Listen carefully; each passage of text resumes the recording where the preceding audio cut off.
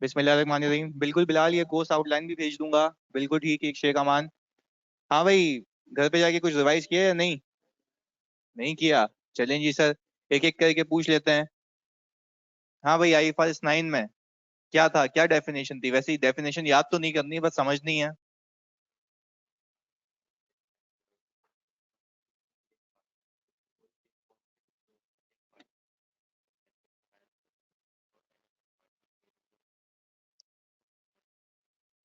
अच्छा, क्या ये सही कह रहे हैं कि एक ये ऐसा कॉन्ट्रैक्ट होगा फाइनेंशियल इंस्ट्रूमेंट का जो किसी एक बंदे के लिए फाइनेंशियल एसेट होगा और दूसरे बंदे के लिए फाइनेंशियल लायबिलिटी या इक्विटी होगा, ऐसा ही है? चलिए जी, बेहतरीन हो गया। अच्छा, अब मुझे एक और बात बताओ, जब ये डिसाइड कर लिया तो एक और चीज। सर फिर हमने ये सीखा, ये जो अनदर पार्टी पार्टी कर रहे थे, कितने लोगों की अकाउंटिंग है? पहला, दूसरा, इशू है। Very good. यानी सर हमने कहा, आवाज नहीं आ रही अब्दुल मोइज, यानी सबको आवाज आ रही है, तुम्हारे पास शायद मसला है। सबको क्लियर है भाई? आवाज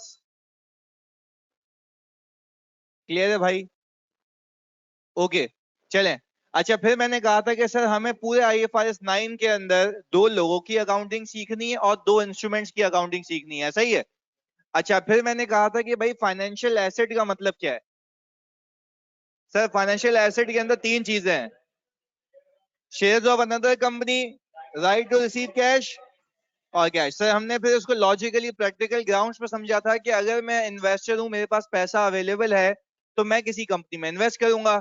इन्वेस्टमेंट के मोड्स हैं, या तो मैं किसी कंपनी के शेयर्स खरीद सकता हूं, या तो किसी कंपनी की डेट सिक्योरिटी, यानी टेक्निकली मैं उसको उधार दे सकता हूं। ऐसा ही है भाई?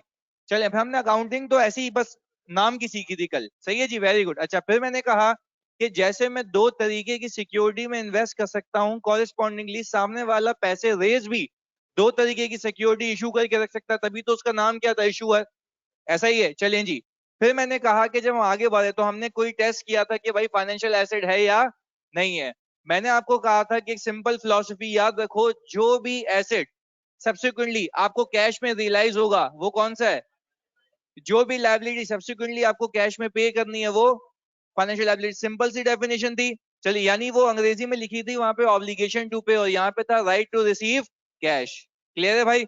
और शेयर्स ऑफ अनदर कंपनी मुझे वैसे ही पता है कि वो फाइनेंशियल एसेट होता है। चलें इसके आगे, ये सीख लिया था मैंने। इसके बाद मैंने ये बताया था कि सर हमने, अच्छा जी गुनैन कह रहे हैं sir debenture, loan notes, bonds में क्या डिफरेंस है? नाम का फर्क है भाई।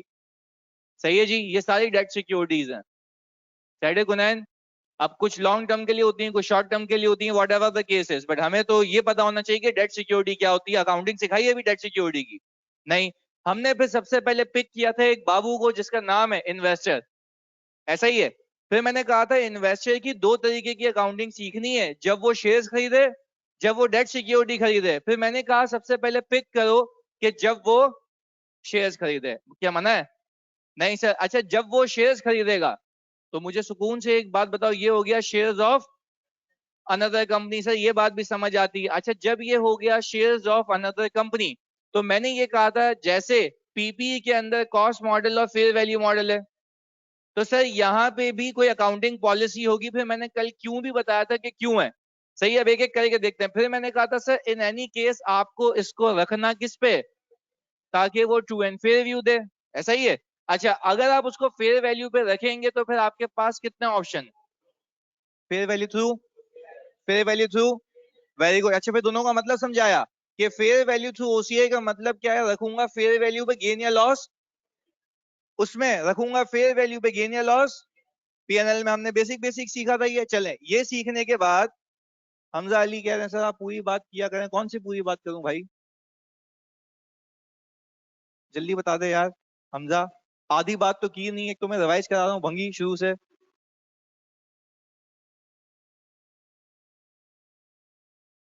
एंड में भूल गए थे मतलब? अच्छा, अच्छा, फेयर वैल्यू थ्रू PNL मैंने नहीं कहा था, मैंने यूं कह दिया था कि दूसरे वाले में क्या किया था। अच्छा यूं, सॉरी यार, गलती है मेरी। मैं आज के बाद ख्याल रखूंगा। इधर लिखा हुआ तो है ना स्क्रीन पे यार? ओके, चलें, सॉरी यार भाई, मैं ख्याल रखूंगा इस बात का। अच्छा भाई इधर देखो, फिर मैंने आपको कहा कि यार ये दोनों मेथड्स के लिए कंडीशंस लाई गई, उसकी वजह थी। लोगों ने करना ये शुरू किया कि जब फायदा हुआ पीएनएल, नुकसान हुआ तो ऐसे तो वो ये कर रहे थे, कभी उनको नुकसान दिखेगा ही नहीं। नुकसान होता था सीधा कहां फेंक देते थे, ओसीआई में, मतलब सर डायरेक्टली इक्विटी के अंदर। क्या ये बात याद आई, समझ आ रही थी?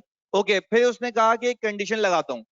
कंडीशन ये है कि अगर आपकी नीयत ये है कि आप अपनी इन्वेस्टमेंट को रखोगे लॉन्ग टर्म पे, तो अगर लॉन्ग टर्म पे रखोगे तो आपके लिए एक मॉडल है फेयर वैल्यू थ्रू ओसीआई, इसको हम अंग्रेजी में कहते हैं स्ट्रेटेजिक इन्वेस्टमेंट। ऐसा ही है, चलें जी।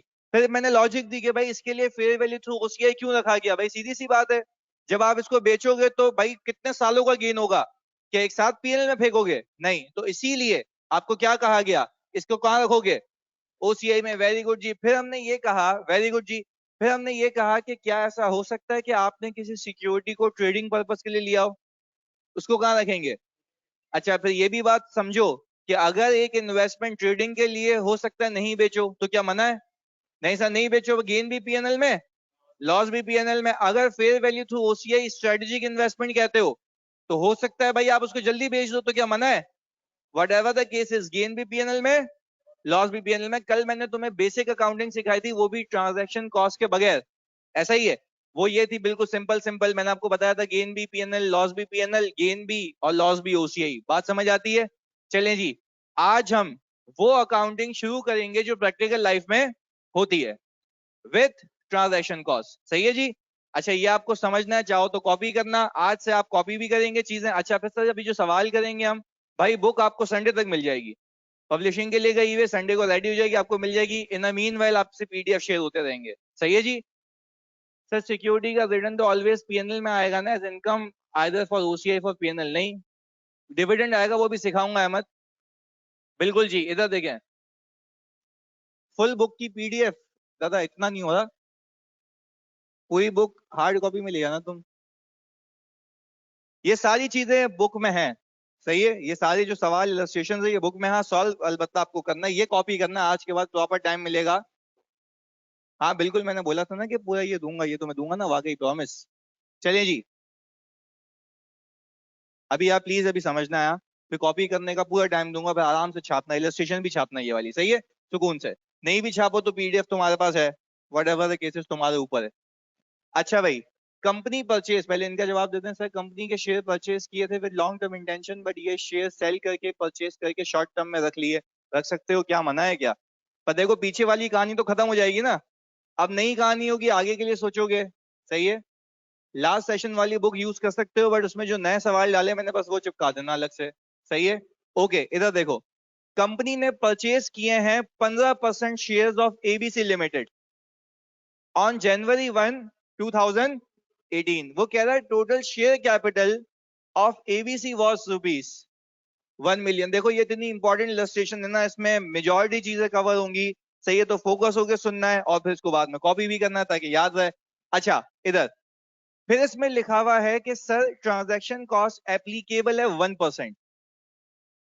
अच्छा, मैं पहले इसका बैकग्राउंड बताता हूँ। जब भी आप किसी ब्रोकर के पास या किसी ब्रोकरेज हाउस में अपना अकाउंट खुलवाते हो ना, तो हमारी खाला का बेटा नहीं है जो बिला वजह में ट्रांजैक्शन करेगा हमारे नाम पे। यानी वो क्या करेगा, एक से पैसे लेगा, दूसरे को पैसे देगा और उनके अकाउंट टाइटल चेंज कर देगा कि भाई इसके शेयर्स थे, इसके हो गए, इसके शेयर्स थे, और वो अल्टीमेटली सीडीसी में यानी सेंट्रल डिपॉजिटरी कंपनी में अपडेट हो जाएंगे। पर वो हम सीख नहीं रहे कि सीडीसी में क्या होता है, हमें अकाउंटिंग सीखनी है। अच्छा, वो एक बात कहता है, सुनना, वो कहता है ये है कि तुम जितनी ट्रांजैक्शन करोगे, मैं उस हर ट्रांजैक्शन पे 1% चार्ज करूंगा। वापस से कह रहा हूं, वो कहता है जितनी ट्रांजैक्शन करोगे मैं हर ट्रांजैक्शन पे कितने चार्ज करूंगा। अच्छा, अब देखो तुम उससे जितना भी खेल लो ना, तुम एक साथ बल्क ट्रांजैक्शन करो तब भी 1%, दो दो तीन तीन करके करो तब भी 1%। क्या बात समझ आ रही है? चलिए जी सर, अभी क्या कह रहा है भाई, काफी काम नहीं ले रहा, पता नहीं क्या कह रहा है भाई तू। शेयर्स विदाउट ब्रोकरेज परचेज कैसे करोगे, किससे करोगे? ऐसा ही है, चलें, बहुत कम कमीशन होता है ये, 0.02% होता है ये, तो मैंने फिर भी ज्यादा रखा है। चलें जी, 1% पर ट्रांजैक्शन है, बिल्कुल। अभी मैं आगे इसको बताता हूँ कि कैसे इसको अकाउंट फॉर करना है, पर टू बी वेरी क्लियर, क्या मैंने अभी आपको बताया कि अकाउंटिंग कैसे हो रही है? नहीं, अभी हम खाली ऐसे ही रीड कर रहे हैं उसको। डिविडेंड डिक्लेयर किया है 20% का एबीसी कंपनी ने, जिसके मैंने शेयर्स खरीदे हैं। अच्छा, ऑन जून 1 2018। सारी चीजें क्लियर करनी है इस वाली बेसिक इलस्ट्रेशन के जरिए, पर हाँ मेक इट वेरी क्लियर, मैंने अभी शेयर्स की डिस्पोजल नहीं सिखाई। मैंने अभी सिर्फ ये सिखाने जा रहा हूं कि अगर आपने एक शेयर खरीदा तो उसकी अकाउंटिंग आखिर तक क्या होगी, पर उसमें एक चीज ऐड करती है डिविडेंड के साथ। सही है जी। मैंने असद आपको आवाज नहीं आ रही थी शायद पहले, मैंने अब तक पूरा रिवाइज करवाया है, अभी नया शुरू किया है मैंने। सही है, बिल्कुल पूरा जीरो से रिवाइज करवाया है। सेट है, इधर देख लो भाई। डिटेल्स ऑफ फेयर वैल्यू जनवरी 1 2018 पे कितनी है? 28। अब प्लीज मेरी बात फोकस से सुनना। मैं हूं इन्वेस्टर, मैंने कितने परसेंट शेयर्स खरीदे हैं? सामने वाली कंपनी का टोटल शेयर कैपिटल कितना है? ये अमाउंट है, ये शेयर कैपिटल है। नंबर ऑफ शेयर्स निकालने के लिए आप इसको 10 से डिवाइड करोगे, क्योंकि share capital represents always par value. क्या बात समझ आती है? ऐसा ही है भाई, share capital always represents par value. अच्छा, मैंने अज्यूम की जैसे हर कंपनी की 10 रुपए पर शेयर पार वैल्यू होती है, इसकी भी यही होगी। आपने क्या किया, 1 मिलियन को डिवाइड किया, कैलकुलेशन भी साथ साथ करो। 1 मिलियन को डिवाइड किया आपने, 1 लाख शेयर आ गए। ऐसा ही है, यानी ये जो सामने वाली कंपनी है जो इशूअर है, उसके टोटल नंबर ऑफ शेयर्स जो इशू किए गए हैं वो 1 लाख है। ऐसा ही है भाई, बिल्कुल बेसिक से चल रहे हैं ताकि सब कनेक्टेड रहें। सही है, क्योंकि कल कॉल्स भी आई थी कि सर हमने 1 साल से अकाउंटिंग नहीं पढ़ी, एक्स वाई सब इक्वल हो जाओगे यहाँ पे, कोई मसला नहीं है। अच्छा, 1 लाख शेयर्स हैं, क्या मैंने 1 लाख के 1 लाख शेयर्स परचेज किए हैं? 15%। तो जरा 1 लाख का 15% कितना? 15,000। यानी सर एक बात तो तय हो गई, आप ये कहना चाह रहे हैं कि आपने 1 लाख का 15% खरीदा है और वो बनते हैं 15,000 शेयर्स। बात सही है? अच्छा, मैं गया ब्रोकर के पास, मैंने बोला बाबू 15,000 शेयर्स एबीसी से लेने और मेरे नाम पे ट्रांसफर करने हैं। तो फिर वो बोलेगा कि बाकी जो 85,000 है, बोले मुझे उससे क्या, वो कोई और खरीदेगा, मुझे सिर्फ कितने चाहिए? 15,000 शेयर्स। क्या बात क्लियर है?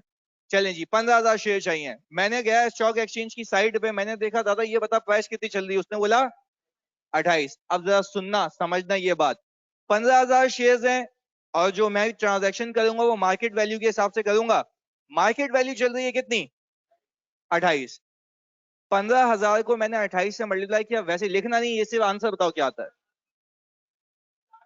420 आ रहा है। ऐसा ही है, मैं 420 दे के निकलने लगा तो उसने गुद्दी से रोक लिया था वापस। कमीशन के तुम्हारा बाप देगा, मैं तो ट्रांजैक्शन मैं कर रहा हूं तो मैं किस लिए हूं, क्या फ्री में? अच्छा आप सुनो मेरी बात एक एक करके। मैंने कहा नहीं, फिर वापस से कैलकुलेशन करो।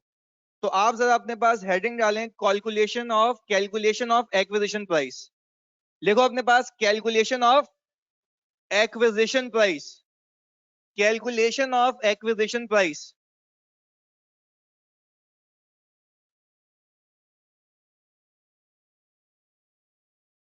हमने सिर्फ एक चीज लिखी अपने पास, calculation of acquisition price.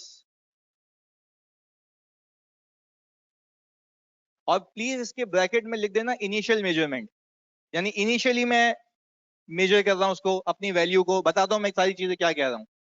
Calculation of acquisition price, और मैंने ब्रैकेट में क्या लिख दिया? Initial measurement. सही है जी। अच्छा, इनिशियल मेजरमेंट में सबसे पहले आप लिखें फेयर वैल्यू ऑफ शेयर। कितनी आ रही है? 28।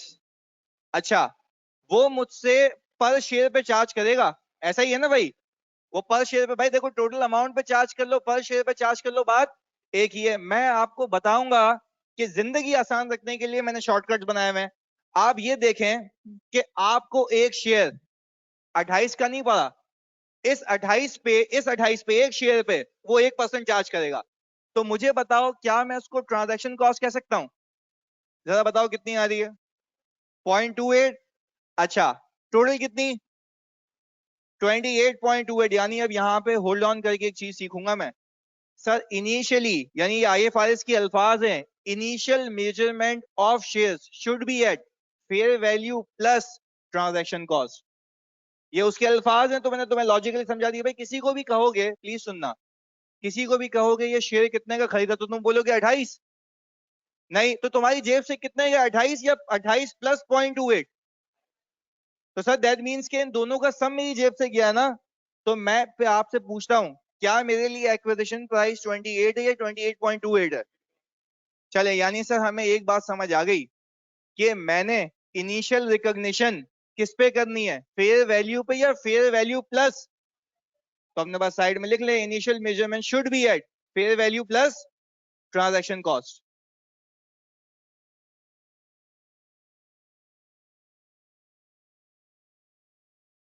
अच्छा, ये कौन से मॉडल में हुआ है?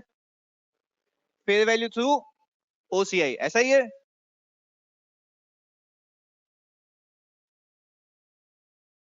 अच्छा जी, यानी सर हमने एक बात सीखी अभी, मैं जब भी मार्केट में शेयर परचेज करने जाऊंगा, वो कल वाली क्लास तो अपनी जगह, आज हमने बस ये पहला नया कॉन्सेप्ट देखा है कि हम कभी भी फेयर वैल्यू को कंसिडर नहीं करेंगे, उसके साथ साथ किसको देखेंगे? क्योंकि लॉजिकल बात है यार, लॉजिकल बात है, लॉजिकल बात है। जैन जुल्फिकार भी, जैन जुल्फिकार कहने से आपने टोटल वैल्यू का 1% क्यों नहीं लिया, वो भी सिखाता हूं, पर प्लीज पहले सुनना है। एक शेयर में इनकॉर्पोरेट करो या टोटल पे इनकॉर्पोरेट करो, बात एक ही है। अब मैं आपको ये भी प्रूव करूंगा कि मैंने वैसे क्यों नहीं करवाया। हो सकता है आगे जाके आप कुछ शेयर्स बेच दें, तो फिर क्या प्रोपोर्शनेट बेसिस पे अलग करोगे, या तुम्हें एक शेयर की कॉस्ट पता होनी चाहिए? तो ये रिसर्च अभी बताऊंगा। सही है जैन, ये बात समझ आती है कि हमें अलग अलग, अभी तो आगे जाके 3-3 4-4 लॉट्स आएंगी, तो तुम्हें ये बताएगा पहली लॉट में से बेचा है, दूसरी में से बेचा है, तो अकॉर्डिंगली गेन आता है। तो जरा सुन के अभी रुक के। अच्छा जी, इसके बाद सर हमने इनिशियली क्या किया, मार्केट वैल्यू 28 थी, मेरे ब्रोकर ने ये कहा कि भाई आप एक काम ये करेंगे कि मुझे 1% अपने शेयर पे मुझे कमीशन देंगे। तो मैंने उसको कहा सीधा सीधा क्यों नहीं बोलता कि तुम मुझसे 28 चार्ज नहीं करेगा, मुझे जो प्राइस कोटेशन आएगी वही आएगी, जिसके अंदर क्या शामिल होगा, ट्रांजैक्शन कॉस्ट शामिल होगी। बात समझ आती है? चलें जी, अब मुझे एक बात बताएं, मुझे एक शेयर 28.28 का पड़ गया, मैं पैसे दूंगा इतने? सही है जी सर, यानी इन्वेस्टमेंट डेबिट हो गई, कैश हो गया क्रेडिट। कितने से भाई? 424,200 से। देख लो यही आंसर आता है। अच्छा, आप जैसे जैन जुल्फिकार कह रहे थे कि सर 4,20,000 यानी 48,000 को, सॉरी 15,000 को 28 से मल्टीप्लाई करें, कितना आया था? 420, 420 पे 1% लगाएं, 4,200, वो भी प्लस करो, बात एक ही है। पर मुझे उसमें एक मसला होगा ना कि पर शेयर की कैलकुलेशन मुझे अलग से रखनी है। क्या बात समझ आ रही है? तो ऐसे करना है, कोई यहां तक पंगा? हम अभी क्या सीख रहे हैं, फेयर वैल्यू थ्रू ओसीआई। यहां तक कोई सवाल? ऑनलाइन वालों, आप और आप सब क्लियर है? पहले दिन की अकाउंटिंग है, पहले दिन तो मैंने क्या लिखवा है, इनिशियल मेजरमेंट। क्या लिखवा है? Initial measurement. सर यानी आज के बाद आप जो भी सवाल देखेंगे उसमें फेयर वैल्यू तो ढूंढेंगे, उसके साथ साथ ट्रांजैक्शन कॉस्ट भी ढूंढेंगे, क्योंकि इनिशियली मैं जब शेयर परचेज करता हूं तो मेरी कैपिटलाइजेशन कॉस्ट क्या होती है, फेयर वैल्यू प्लस। तो मिल गई कैपिटलाइजेशन। तो कल क्यों नहीं किया था? कल हेडिंग क्या थी? Without transaction cost. आज क्या है? With transaction cost. यहां तक कोई इशू? चलें जी, हुआ ये कि ये साल हो गया खत्म, साल के आखिर में फेयर वैल्यू कितनी चल रही है? 35। मुझे बताओ कि क्या 35 पे रिकॉर्ड करूं या आप ट्रांजैक्शन कॉस्ट को कंसीडर करूं? 35 प्लस, गलत। यही सुनो सुनो, देखो अभी देखो, सिर्फ 35 पे मैं रीजन देता हूं उसका, सुनिएगा। अभी सिर्फ 35 पे सुने भाई, देखो ब्रोकर तो तब इन्वॉल्व होगा जब खरीदेंगे, और लिखो अपने पास, ब्रोकर सिर्फ तब इन्वॉल्व होगा जब खरीदेंगे और बेचेंगे।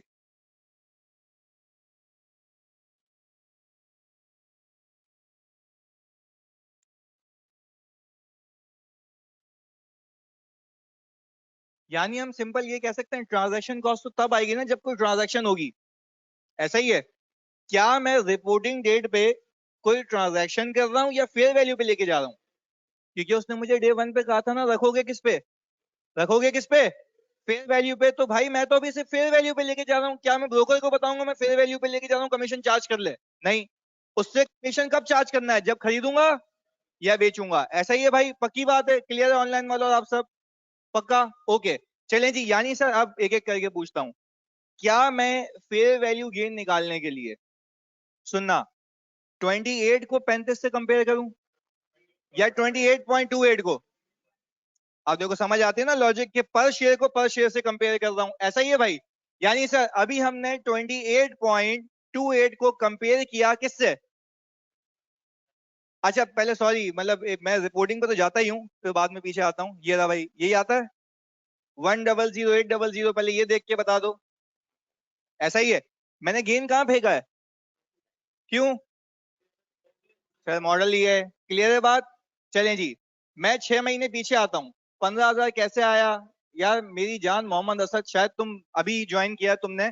1 मिलियन जो है वो शेयर कैपिटल है, उसको 10 से डिवाइड करोगे तो नंबर ऑफ शेयर्स मिलेंगे। सही है असद? बाबू थोड़ा ख्याल रखना है। अच्छा मैं सेकंड एंट्री पे ही आ रहा हूँ, ये मैंने डिविडेंड खा गया था, मैं यहाँ पे सुनना इधर। अच्छा भाई, साल के बीच में डिविडेंड भी तो आया है, ऐसा ही है? अब मैं आपसे एक बात पूछता हूँ, डिविडेंड जो है, प्लीज सुनना यार, डिविडेंड हमेशा पावर वैल्यू पे मिलता है, बचपन का कॉन्सेप्ट। डिविडेंड तो हमेशा पावर वैल्यू पे मिलता है ना, मेरी इन्वेस्टेड अमाउंट, ऐसा ही है। सामने वाली कंपनी से बोल रहा हूँ जो इशूअर है, उसके पर्सपेक्टिव से। नहीं समझ आएगा 10 बार समझाऊंगा, पहले फोकस करना। सामने वाली कंपनी जो इशूअर है, उसका टोटल शेयर कैपिटल कितना है? उस कंपनी ने, जो कि इशूअर है, क्या आपने एक शेयर होल्डर को डिविडेंड दिया होगा या सबको? अच्छा, यानी उस कंपनी ने, जो भी है, वो कोई एंट्री बनाएगी, वो मैं सिखाता हूं अभी। वो सामने वाली कंपनी ने एंट्री बनाई होगी, रिटेन अर्निंग डेबिट और कैश। शेयर कैपिटल नहीं, बोनस नहीं है, ये डिविडेंड है, कैश डिविडेंड है। रिटेन अर्निंग डेबिट और कैश, वापस से रिटेन अर्निंग डेबिट और कैश क्रेडिट, ये बनाई होगी किसने? इशूअर ने। यानी सर इसमें अभी इन्वेस्टर का भी कोई काम नहीं आया फिलहाल। अच्छा, फिर आपने मुझे ये कंफर्म किया कि वो सारे शेयर होल्डर्स के लिए होगा, ऐसा ही है? अच्छा, सारे शेयर होल्डर्स को मतलब 1 मिलियन का 20% कितना? 2 लाख रुपए, ऐसा ही है भाई? यानी क्या इस बात पे ईमान रखते हो कि जो मेरा इशूअर है, उसने अपने सारे शेयर होल्डर्स को कुल मिला के 2 लाख रुपए का डिविडेंड दिया है? आपको क्या लगता है 2 लाख में से मेरा कितना है? 15%? तो पूरा क्यों नहीं है? भाई मैंने जितने इन्वेस्ट किए, में मेरा रिटर्न उस हिसाब से। बात समझ आ रही है? अच्छा तो सर दैट मीन्स कि सामने वाली कंपनी ने 2 लाख रुपए का डिविडेंड डिक्लेयर किया, उसमें से मेरा राइट बनता है 15%। तो मैं क्या 2 लाख रुपए पे 15% लगाऊं? अच्छा, जब 2 लाख रुपए पे भाई मैंने 15% लगाया, तो मेरा हिस्सा बन गया कितना? 30,000 रुपए की बात समझ आती है? अच्छा, यानी सर मैंने इन्वेस्ट किए ही कमाने के लिए थे, तो सर कैश हो गया डेबिट, और डिविडेंड इनकम। अब एक बात भेजे में बिठाना, ये डिविडेंड इनकम सीधा पीएनएल में गई है। इसकी लॉजिक दे रहा हूं। वो कहता ये है कि आप टोपी ड्रामे फेयर वैल्यू मेजरमेंट में कर सकते हो, डिविडेंड में कर ही नहीं सकते, क्योंकि ये आपके कंट्रोल में नहीं है। वापस से कह रहा हूं भाई, ये सिर्फ सीखो चीज, डिविडेंड का मिलना या ना मिलना आपके कंट्रोल में, सामने वाले के। तो क्या इसमें कोई टोपी ड्रामे हो सकते हैं? नहीं हो सकते। तो दैट मीन्स कि सर वो कहता है इररिस्पेक्टिव ऑफ चाहे आप ये वाले मॉडल पे हैं फेयर वैल्यू थ्रू ओसीआई, चाहे आप ये वाले मॉडल पे हैं फेयर वैल्यू थ्रू पीएनएल, आपकी डिविडेंड इनकम पीएनएल में जाएगी, क्योंकि इस पे आप कोई टोपी ड्रामे नहीं कर सकते कि अब बात भेजे में बैठती है। यानी सर पूरे सवाल में कभी भी डिविडेंड आएगा, आप उसको सीधा कहां फेंकेंगे? और उस दिन पे जिस दिन वो रिसीव हुआ है। क्लियर है? अच्छा भाई, एबीसी कंपनी की इन्वेस्टमेंट 1 मिलियन में ऐड नहीं होगी, कैसी बातें कर रही हो हम ना? एबीसी कंपनी की इन्वेस्ट 1 मिलियन में कैसे ऐड होगी? 1 मिलियन का उसका टोटल शेयर कैपिटल है, उसको 10 से डिवाइड किया, नंबर ऑफ शेयर आगा 1 लाख, उसके 15% मैंने खरीदे में। और ये बोनस शेयर नहीं है, ये क्या है? कैश डिविडेंड है। सही है? क्लियर है हम ना? जल्दी बताओ। अच्छा भाई सर, 35 मिलियन से 28 पॉइंट क्यों माइनस किए, ये समझ नहीं आया ईश्वर। हम फेयर वैल्यू पे लेके जा रहे हैं ना ईश्वर, हम फेयर वैल्यू पे लेके जा रहे हैं ना। खरीदे कितने पे थे? 28.28 पे। सही है? अभी शेयर कितने का चल रहा है? 35 का। कितने का गेन हो गया जो कि रियलाइज नहीं है? उन दोनों का डिफरेंस, तो मैंने उस पर गेन बुक कर लिया। पर इन एनी केस वो गेन कहाँ बुक किया है? ओसीआई में 1,008,000। अच्छा सर, ट्रांजेक्शन कॉस्ट को कैपिटलाइज क्यों कर रहे हैं? अहमद जिब्रान, मैं वापस से बता देता हूँ। मैंने जब ये क्लास शुरू की, तो मैंने आपको ये बताया कि आप किसी को कहोगे कि आपने ये शेयर कितने का, पहले सुनना लॉजिकली, कि आपने ये शेयर कितने का खरीदा, तो आप एक बात बोलेंगे कि भाई 28 रुपए तो मार्केट वैल्यू चल रही थी, ब्रोकर ने मुझसे कितने चार्ज किए? क्या ये इस एसेट को, जो कि फाइनेंशियल एसेट है, क्या ये इस एसेट को एक्वायर करने के लिए डायरेक्टली एट्रीब्यूटेबल कॉस्ट है? क्या कैपिटलाइज होगी? तभी मैंने डे 1 पे लिखवाया कि initial recognition will always be at fair value plus with transaction cost है। क्लियर है? पक्का? ओके, क्लियर हो गया अहमद जिब्रान? अच्छा, जैन जुल्फिकार ने बहुत ही टेक्निकल सवाल किया है कि सर ये 100800 पीएनएल में क्यों नहीं जाएगा, बताओ। अबे मॉडल तो देखो कौन सा है, फेयर वैल्यू थ्रू ओसीआई, ये कल पूरा 1 घंटा इस पे लगाया है। सही है भाई?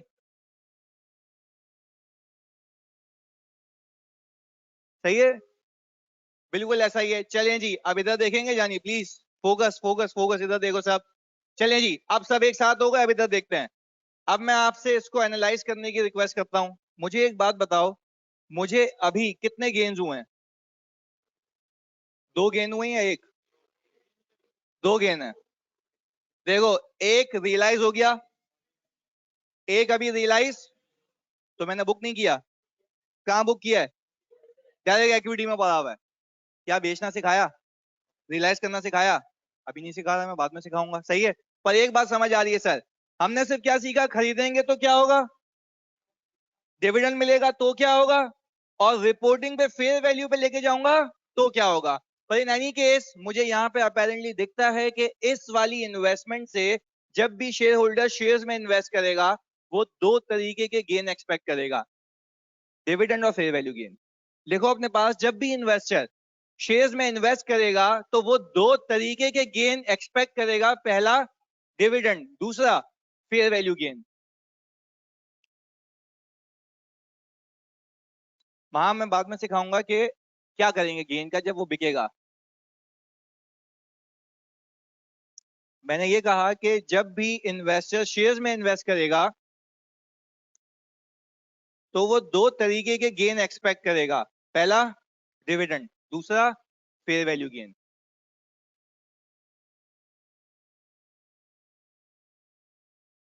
बिल्कुल ऐसा ही तला।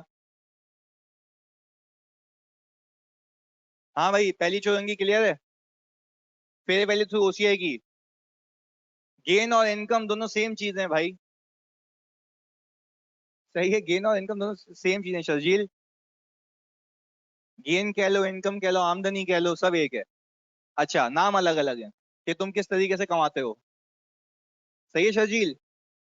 इधर, अच्छा भाई देखो, यहाँ पे 2 तरीके हैं इसके कमाने के, हो सकता है तुम्हारे 3 हो, किसी के 4 हो। इधर, अच्छा भाई इधर, अब मैं चलता हूँ दूसरे वाले कॉन्सेप्ट के ऊपर, फेयर वैल्यू थ्रू पीएनएल। ये चलेंगी, क्लियर है? अच्छा, अभी और खुलासे होंगे और ज्यादा चीजें क्लियर होंगी। मैं आ गया अगले मॉडल पे। अच्छा, जब मैंने उस पे रखा है तो मेरी नीयत क्या होगी?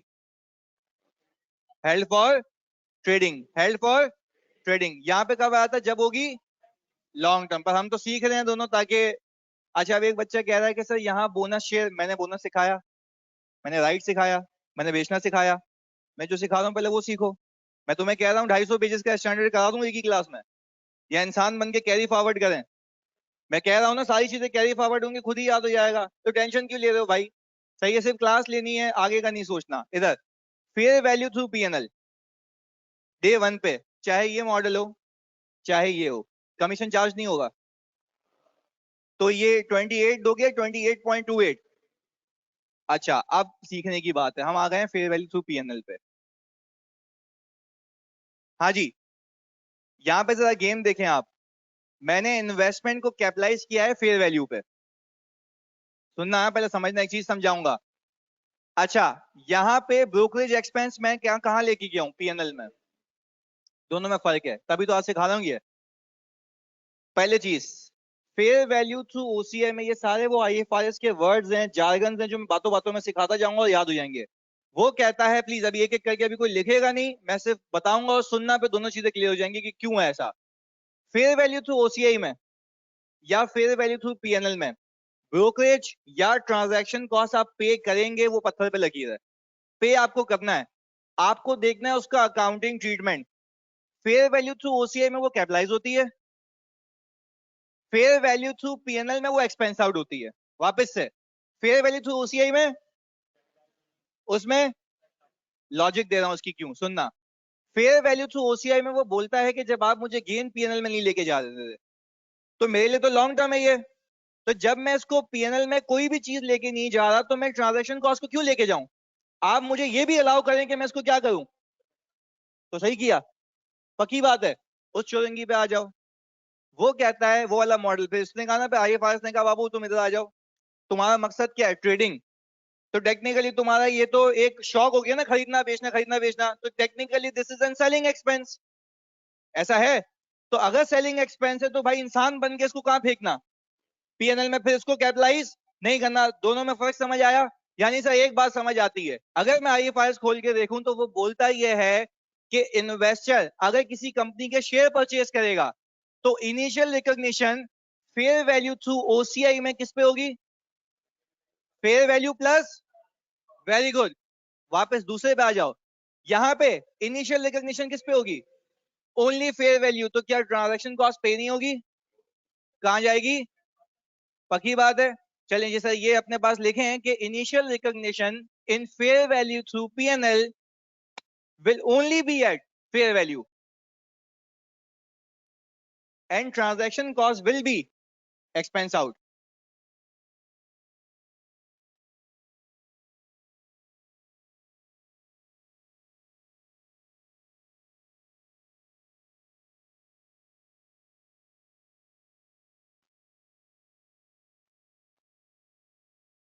रिपीट कर, तुम उर्दू में बोल देता हूँ, इंग्लिश बड़ी मुश्किल से होती है। वो बोलता है जब फेयर वैल्यू थ्रू पीएनएल में जब भी इनिशियल रिकॉग्निशन होगी तो आप सिर्फ किस पे करेंगे, वो फेयर वैल्यू पे। जो ट्रांजैक्शन कॉस्ट होगी वो क्या हो जाएगी, एक्सपेंस आउट, क्योंकि यहाँ पे वो रूटीन नेचर का एक्सपेंस है ना। वहां पे क्यों कैपिटलाइज की थी, लॉन्ग टर्म है, सही है, क्योंकि वहां पे वो कहता है कि जब मुझे कुछ भी आप पीएनएल में लेके नहीं जाने देते तो ये भी नहीं लेके जाऊंगा। क्लियर है?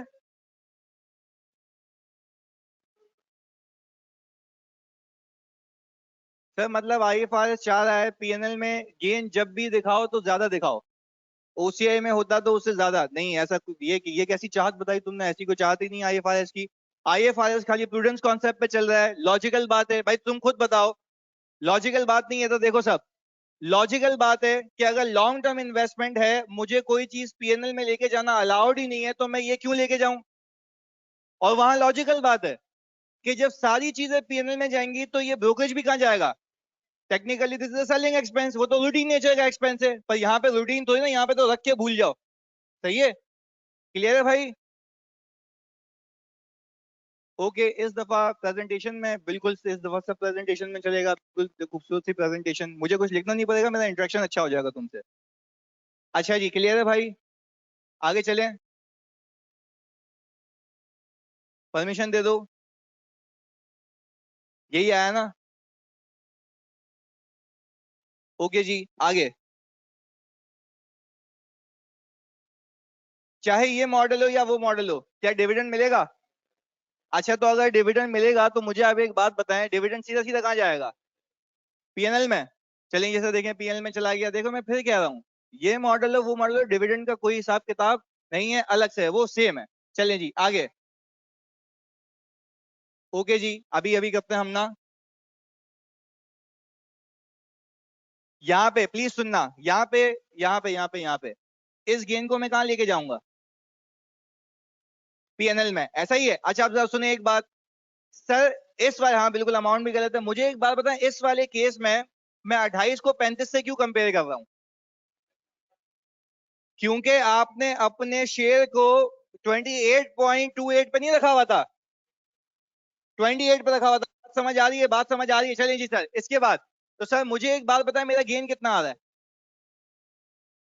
कितना आ रहा है बाबू, 1,05,000, पक्की बात है।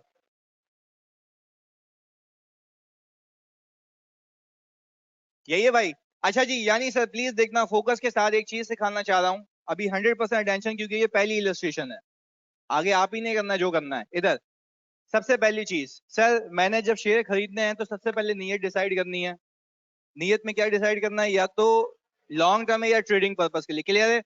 जैसे ही आपने डिसाइड किया कि लॉन्ग टर्म के लिए, आप आ गए ओसीए वाले मेथड पे। अच्छा, फिर मैं आपसे पूछूं, इनिशियल रिकॉग्निशन किस पे करोगे, fair value plus, in any case transaction cost पे होनी है, सोचना ये कि कैपिटलाइज करूं या नहीं करूं। सही है, कैपिटलाइज करेंगे।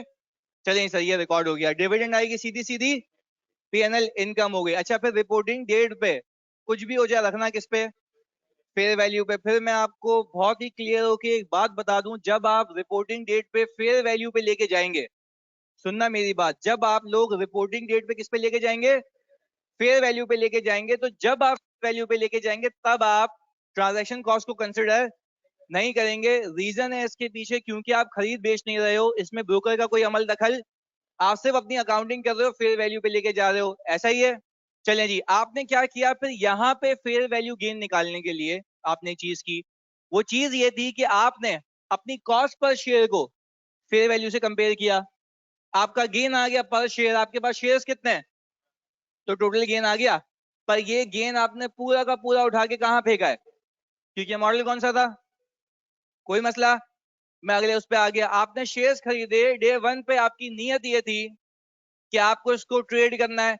चलो भाई, ट्रेड करना है व्हाटसोएवर, ब्रोकर अपना कमीशन मांगेगा, नहीं दोगे, पर वो कमीशन कैपिटलाइज होगा या पीएनएल में, क्योंकि वो रनिंग एक्सपेंस है, वो सीधा सीधा पीएनएल में चार्ज होगा। अच्छा, तो फिर इन्वेस्टमेंट जो कैपिटलाइज होगी वो सिर्फ किस पे होगी, फेयर वैल्यू पे। किस पे होगी, फेयर वैल्यू पे, क्योंकि उससे कम पे तो नहीं मिल रहा तुम्हें। अच्छा, फिर मैंने डिविडेंड रिसीव किया, वो कहां गया, पीएनएल में। अब रिपोर्टिंग डेट पे फिर फेयर वैल्यू पे लेके जाओगे। अब सुनो मेरी बात, जब आप लोग रिपोर्टिंग डेट पे फेयर वैल्यू पे लेके जाओगे, तो क्या आप अपनी कॉस्ट पर शेयर से फेयर वैल्यू को कंपेयर करोगे। अब इस केस में आपने कॉस्ट पर शेयर कितनी रखी थी, तो 28 पॉइंट समथिंग नहीं थी, क्योंकि वो आपने क्या किया था, एक्सपेंस आउट किया था। तो सर अब मैं मार्क टू मार्केट यानी फेयर वैल्यू पे लेके जाने के लिए 28.28 से कंपेयर करूंगा 28 से, क्योंकि जितने पे रखा हुआ है उससे ही कंपेयर करूंगा। तो सर मैंने क्या किया, 28 को 35 से कंपेयर किया, गेन कितना आ गया, ₹7 पर शेयर का। मेरे पास शेयर्स कितने हैं, 15,000, तो टोटल गेन कितना, 1,05,000। कोई मसला, पक्की बात है। चलें जी, अब दो सवाल ले लेते हैं। 15,000 का 15% ऑफ 1 मिलियन, नहीं नताशा, हमने सिंपल ये किया, 1 मिलियन का 20% और उसका 15%, क्लियर है, ये डिविडेंड है। अच्छा जी, sir for instance long term के लिए खरीदे हो, बिल्कुल क्राइसिस की वजह से, जानी मैं ऑलरेडी बता चुका हूं, मैं कितनी बार बताऊं कि भाई खरीदे हो बेच दिए, कोई बेचना सिखाया अभी, नहीं सिखाया, अकाउंटिंग नहीं सिखाई उसकी। आपने फेयर वैल्यू थ्रू ओसीआई में रिपोर्टिंग डेट पर ट्रांजैक्शन कॉस्ट क्यों रखी है, मैंने अभी तो बताया, जितने पे कैपिटलाइज किया था 28.28, सही है शुएब, जानी देखो मैंने फेयर वैल्यू थ्रू ओसीआई में कैपिटलाइज कितने पे किया होता, रखा कितने पे था, 28.28 से, ऐसा ही है। तो मैं कंपेयर भी 28 से करूंगा या 28.28 से, सही है।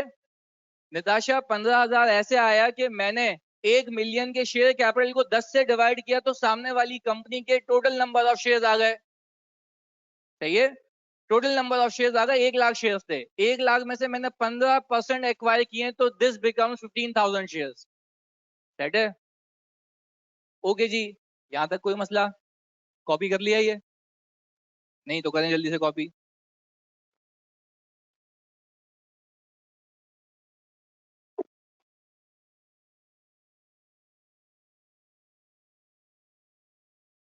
हमजा अली कह रहे हैं सर हमें भी कोई सवाल दें, बाबू अभी सिखाया नहीं तो सवाल कैसे देता, अभी दूंगा सवाल, अभी अगला सवाल आप लोगों ने करना है। अच्छा, क्या मोहम्मद अहमद लिखते लिखते बताओ, सही कह रहे हैं कि दोनों मॉडल्स में इन्वेस्टमेंट फेयर वैल्यू पे ही होगी, ये तो पहले ही बताया था ना कि फेयर वैल्यू पे ही होगी, पर दोनों में गेन कहाँ अलग अलग चौरंगियों पे जा रहे होंगे। हाँ वो मेरे पास आ गया स्टडी टेक्स्ट बाबू, पर मैंने तुम्हें कहा है ना, तुम्हें स्टडी टेक्स्ट रीड करने की नीड नहीं है, मैं तुम्हें जब अपनी बुक दे रहा हूँ तो उसमें सब है, वो भी ले लेना भाई, क्या करोगे लेके, सही है।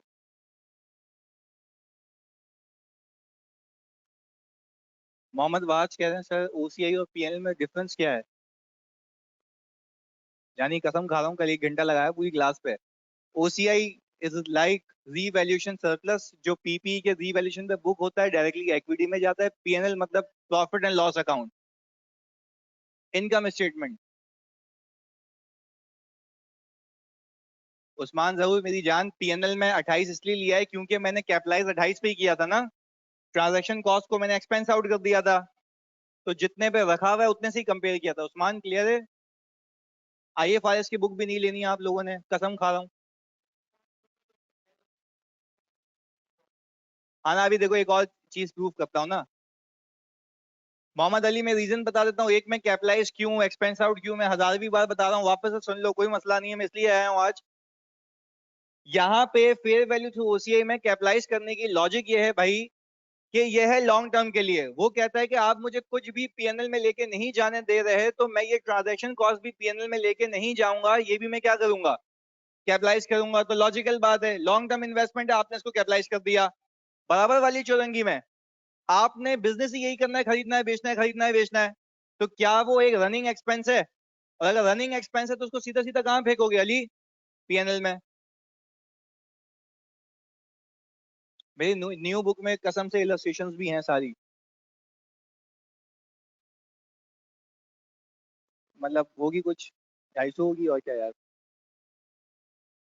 ये पेपर ओपन बुक होगा पर वहां पे बुक नहीं खुलती, सही है, टाइम नहीं होता ना। कॉपी कर लिया ये?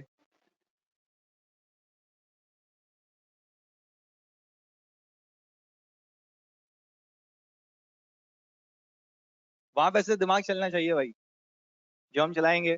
मैं तुम्हें बता रहा हूँ, तुम्हारा हर सवाल का, जिस सवाल को स्टैंडर्ड टाइम 40 मिनट लिखना चाहिए, हम उसको 20 मिनट पे लेके आएंगे, यानी हाफ कर देंगे। भाई ये क्या प्रैक्टिस। शुक्रिया जी अशर। मेरी बुक संडे को आ जाएगी, कसम से वादा है।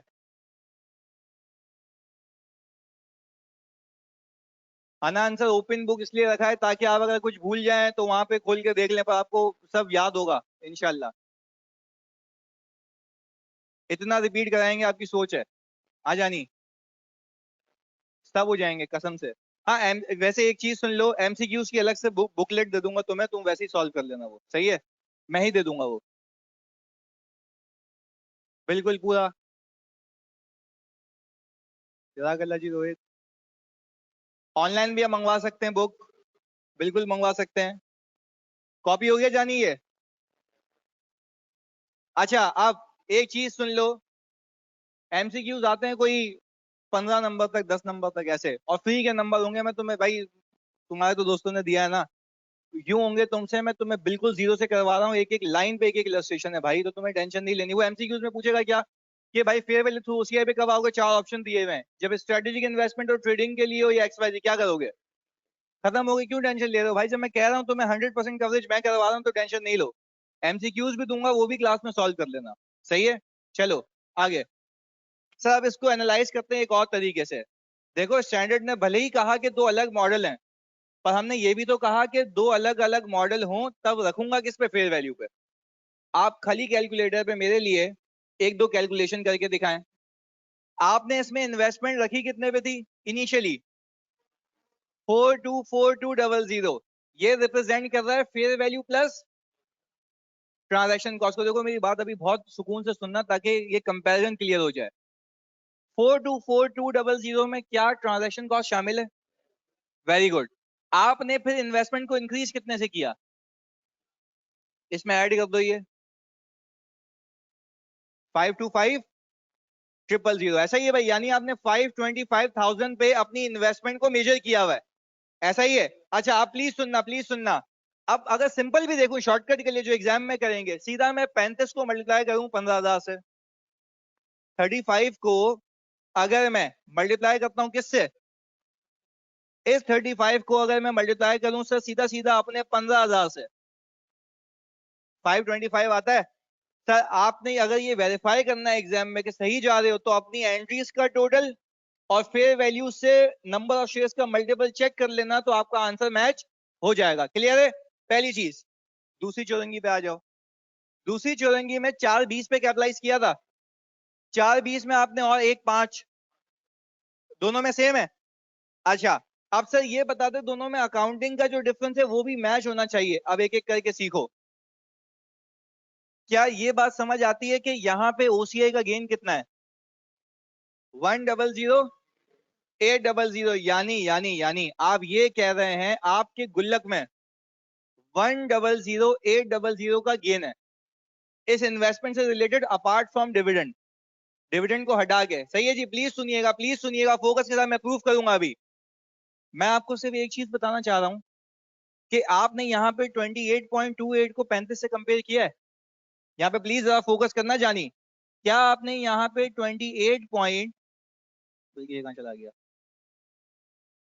क्या आपने ये 28.28 को लिख ले भाई, ये वाला भाई 28.28 को क्या 35 से कंपेयर किया है? अच्छा आप देखो सोचने का तरीका, मुझे पता है कि थोड़ा टाइम लगा रहा हूँ भाई ये कि सब क्लियर करने के लिए। 28.28 के अंदर आप क्या कहते हैं, एक चीज है ट्रांजैक्शन कॉस्ट है, जल्दी बताओ ऑनलाइन वालों, क्या 28.28 के अंदर ट्रांजैक्शन कॉस्ट है? आप उसको फेयर वैल्यू से कंपेयर कर रहे हैं। अच्छा ये मानते हो, अगर नहीं समझ आया तो बोलना वापस बताऊंगा, जितनी कॉस्ट ज्यादा होगी उतना गेन कम होगा, लॉजिकल बात है, जितनी कॉस्ट ज्यादा होगी उतना गेन कम होगा। तो इस वाले केस में क्या आपको नहीं लगता ट्रांजैक्शन कॉस्ट की कैपिटलाइजेशन की वजह से मेरा ओसीआई में गेन कम है? उससे कंपेयर करो ना, कम आ रहा है। चलें वेरी गुड, और वो एग्जैक्टली ट्रांजैक्शन कॉस्ट का डिफरेंस है। चलें अब सुने, यहां पे गेन मौजूद है 1000800 का, मैं कहता हूं वहां पे भी इतना ही होगा, शर्त लगा लो इधर आ जाओ, आप देखो फोकस के साथ, यहां पे आप गेन पीएनएल में गेन, प्लीज सुनना प्लीज सुनना, वहां पे फेयर वैल्यू थ्रू पीएनएल के अंदर आप जो है गेन कितने का लेके गए? 1.5 का, ऐसा ही है, 1.5 का लेके गए, प्लीज सुनना, 1.5 का लेके गए, प्लीज सुनिएगा सर, 1.5 का गेन लेके गए, पर ऊपर पीएनएल में ट्रांजैक्शन कॉस्ट भी तो आ रही है। तो जब profit and loss account PNL बनाओगे तो सोचो भाई, क्या 1,05,000 के गेन में से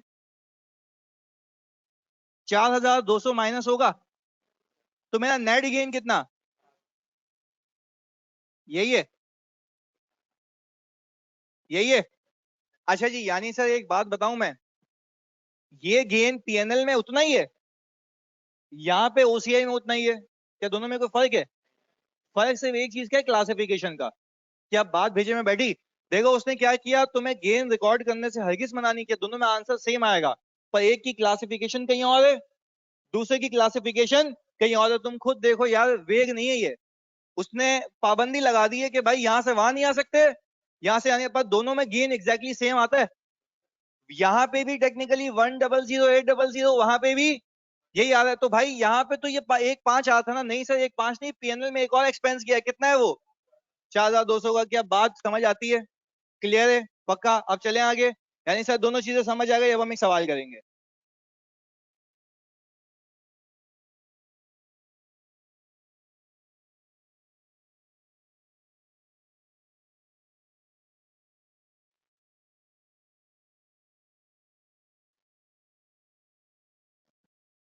पहला सवाल है आपका,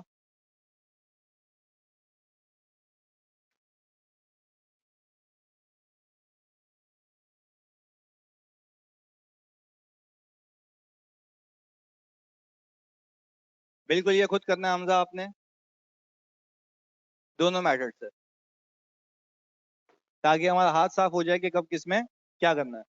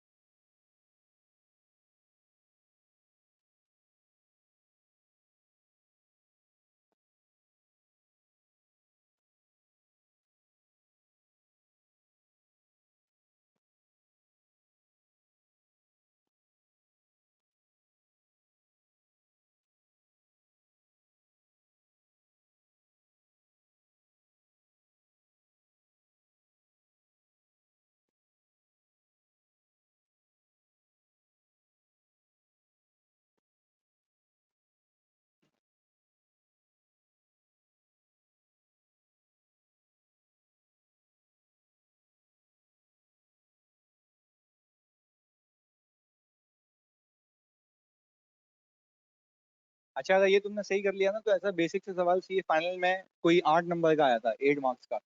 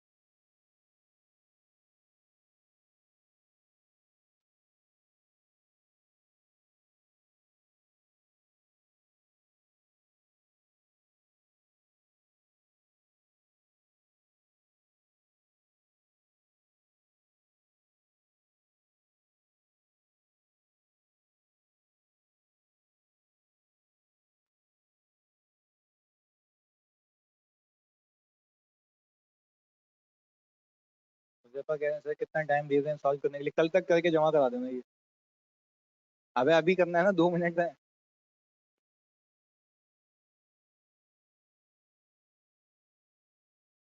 डन हो गया भाई। चलें ये लोग भी करते हैं हमारे भाई, दोनों मेथड से।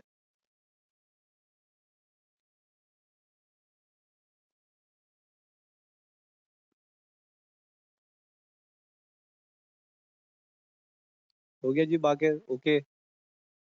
हुज़ैफ़ा गायद जानी हो गया।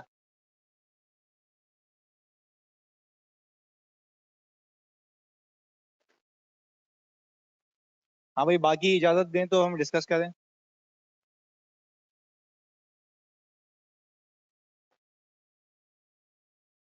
दो मिनट ओके जी, चलें 2 मिनट, सुकून से पहला सवाल है आपका।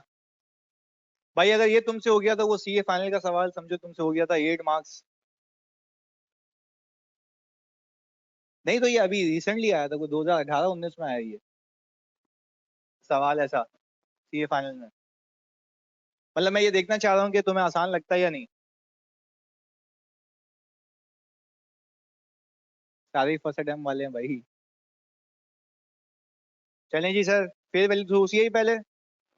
चलो मैं अपना आंसर बाद में बताऊंगा, पहले आप बताएं कि इनिशियल रिकॉग्निशन फेयर वैल्यू पे प्लस ट्रांजैक्शन कॉस्ट। अच्छा मुझे पर शेयर की अमाउंट बताओगे कितनी है?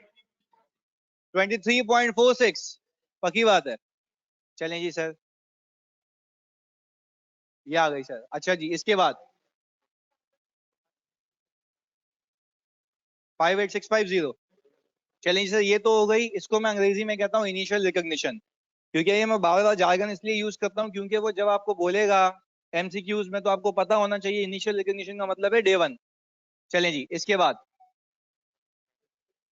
यही है डिविडेंड। तो सर पहले तो परसेंटेज दी हुई थी, पर शेयर क्या मसला है कोई? No sir. चलें जी सर, ये तो अगस्त की हो गई एंट्री। इसके बाद 20100 एग्जैक्टली यही है सर। आपने गेन की कैलकुलेशन कुछ इस तरीके से करनी है, जितने पे आपने कैपिटलाइज किया था जितने पे जाना है उन दोनों का डिफरेंस, आंसर क्लियर है? अच्छा आप खुद बताओ, अगर टोटल टोटल पे जाता तो जिंदगी अजाब होती। पर शेयर पे क्लियर है? चलिए सर हम आ जाते हैं अगली चौरंगी के ऊपर। जैसे अब बच्चा कहता था सवाल पे सवाल करेंगे, तो आओ देखते हैं। ये अकाउंटिंग के पेपर के साथ साथ रिपोर्टिंग का पेपर है। मैं आपको बताऊं वो एग्जाम में क्या बोलेगा। एंट्रीज तो अलग है, एंट्री तो बनाओगे ताकि वहां से ही चिपकाओ। वो बोलेगा prepare balance sheet extracts with respect to investment. मैंने अपनी वीडियो में कहा था, कमिट किया था कि मैं हर चीज को कैरी फॉरवर्ड करूंगा। जब आईएफआरएस 16 शुरू कराऊंगा तो उसमें आईएफआरएस 9 की चीज आ रही होंगी। फिर वो मिल मिला के बोलेगा कि बताओ बैलेंस शीट में क्या क्या एसेट्स आएंगे, तो वहां पे आईएफआरएस 16 वाले भी आएंगे, इन्वेस्टमेंट वाले भी आएंगे। बात समझ आती है? कोई मुझे बता सकता है इन्वेस्टमेंट कितने पे आएगी एसेट्स में? फेयर वैल्यू पे आएगी ना। अमाउंट बताओ।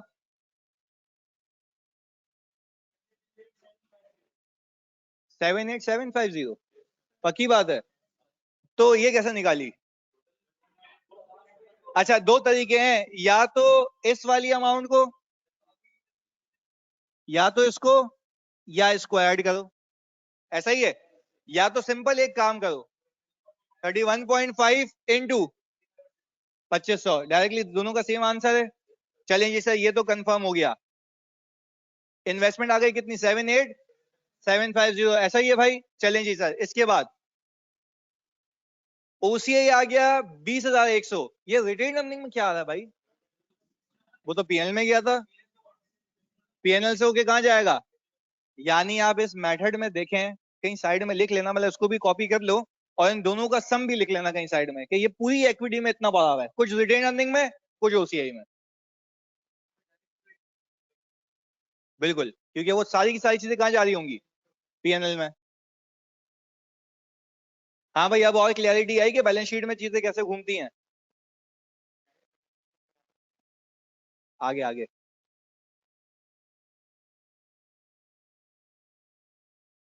कैश दिखा सकते हैं, बट मैंने सिर्फ इन्वेस्टमेंट रिलेटेड दिखाया। सही है भाई, कैश भी दिखा सकते हो आप 7,500 का, बिल्कुल दिखा सकते हो। सही है, बिल्कुल दिखा सकते हैं। खुबैब ये मेरी गलती है, मुझे मार्क्स नहीं मिलते इसके। सर रिटेन अर्निंग में क्यों डिविडेंड? अना आंसर, मुझे एक बात बताएं आप कि डिविडेंड पीएनएल में जाता है, इनकम, सही है। और इनकम जितना भी प्रॉफिट होता है अल्टीमेटली कहाँ क्लोज होता है? रिटेन अर्निंग में, सही है। उसामा कह रहे हैं सर ये तो बैलेंस शीट में 2 बार आ जाएगा। कहां से आ जाएगा भाई 2 बार? एक ही बार आया है। तो यार वो तो एसेट है ना, उसकी कमाई भी इनकम नीचे आ रही है, 2 बार कैसे आएगा भाई? कैश इज समथिंग डिफरेंट, उसकी इनकम अलग होती है। डबल एंट्री क्या मतलब? सीधा एफसी से यहीं आया हो गया इधर। चलें जी सर, डिविडेंड पूरे साल का होता है ना, ये पूरे साल का ही होता है। देखो यार एक बात याद रखना, डिविडेंड वन टाइम होता है, ऐसे नहीं 6/12 का तो डेप्रिसिएशन नहीं है ये, सही है ना? डिविडेंड वन टाइम होता है, वही सीधे सीधे जेब में आता है। क्लियर है? चलें जी सर, ये आ गया। नताशा रिसीव अगस्त में हुआ है तो मेरी इनकम तो रिकॉर्ड हो गई ना। कभी भी भाई वो एक बात कहता, सुनो, वो कहता है कि भाई जिसके पास जितने भी शेयर हैं उसको पर शेयर के हिसाब से 3 का मिलेगा, तो ये सीधा सीधा पैसा आ जाएगा ना, इसको मैं प्रोपोर्शनेट क्यों करूंगा? ये एब्सोल्यूट अमाउंट होती है नताशा, क्लियर है? एक बार रिटर्निंग में आया तो एक बार प्रॉफिट में ऐड होकर आएगा। यार उसामा कैसी बातें कर रहे हो? प्रॉफिट में जितना भी जमा होता है उसका अल्टीमेट गुल्लक रिटेन अर्निंग है, वहां पे आके गिरेगा। 2 बार नहीं हुआ ये, पीएनएल तो फॉर द ईयर का बनता है, ये एज एड है।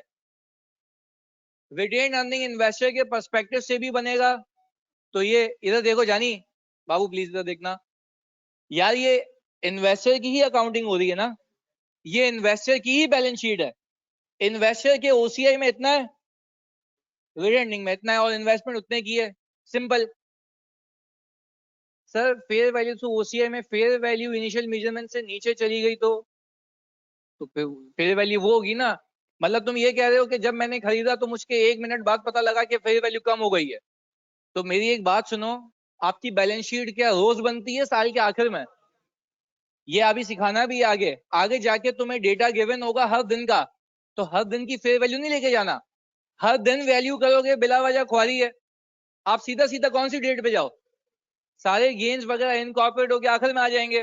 बात समझ आ रही है? अच्छा ये सब वो है जो कहीं और से पढ़ गया है? नहीं नहीं ऐसा नहीं है, सब इक्वल है भाई, सब इक्वल है। इधर profit and loss extract, PNL के एक्सट्रैक्ट भी बनेंगे। पहले बताओ पीएनएल में क्या आएगा? सिर्फ डिविडेंड, पक्की बात है। तो ट्रांजैक्शन कॉस्ट कहां गई? वेरी गुड सर, कैपिटलाइज हो गई पीएनएल में। अच्छा अब ऑनेस्टली एक बात बताओ, क्या बिल्कुल क्लियर कट पिक्चर सामने के अकाउंट्स कैसे चलते हैं? यानी मैंने जो भी स्टैंडर्ड डिजाइन किया उसमें अकाउंटिंग और रिपोर्टिंग भी साथ है, सही है? यानी आपको कुछ एडिशनल नहीं करना। चलिए जी बेहतरीन हो गया। अब इसी का फेयर वैल्यू थ्रू पीएनएल देख लेते हैं। शेयर मार्केट में तो हर मिनट में प्राइस ऊपर नीचे होती है, तो तुम ऊपर नीचे नहीं होना बार बार, सही है? सिर्फ रिपोर्टिंग डेट पे जाके होगा और कुछ नहीं। हमजा, मैंने अभी बताया कि एक एक मिनट में प्राइस चेंज होती है, तो क्या हर तुम एक बंदा बिठा दिया भाई, वो एंट्री देख रहा है टक टक चल भाई, गेन लॉस रोज नहीं होता भाई, खुदा के वास्ते, सही है? क्या ये सही है? पक्की बात है, थैंक यू यार। अच्छा इधर सर ये हो गया, ब्रोकरेज हमने क्या किया? एक्सपेंस आउट, तो क्या पे नहीं किया? पे किया बट कैपिटलाइज नहीं किया। बात क्लियर है?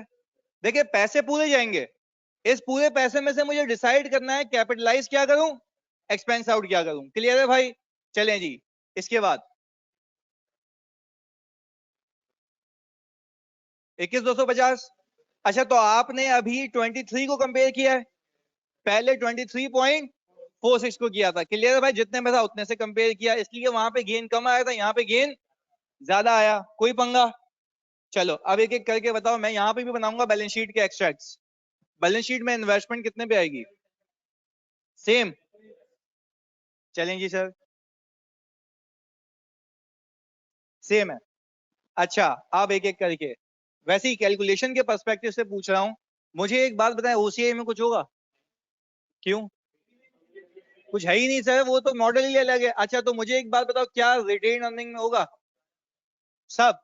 चलो, हाँ सब सब सब सब सब पहले कैलकुलेटर उठाओ, माइनस लिखो 1150 because this is an expense. 1150 negative में लिखो माइनस के साथ, प्लस करो 7,000 पीएनएल है ना, और 21,000 250 सबका नेट यही है। अच्छा अपनी पिछली बैलेंस शीट देखो, उसका टोटल इक्विटी का बैलेंस कितना था? यही है। अच्छा तो सर दैट मींस कि वहां पे दो अलग गुल्लक में पड़ा हुआ था, यहाँ पे एक ही गुल्लक में, तो क्या अकाउंटिंग छिड़ गई? नहीं, अकाउंटिंग सेम है, क्लासिफिकेशन अलग अलग है। बात समझ आती है? चलें जी सर, बेहतरीन हो गया। सर पे PNL, fair value gain, dividend income, brokerage, ऐसा ही है भाई? चलिए जी सर, वेरी गुड। ये सब करने के बाद 8 नंबर आपकी जेब में आ गए। सिर्फ एक चीज नहीं आती, वो है आपकी प्रेजेंटेशन, वो मैंने सिखा दी। सही है जी।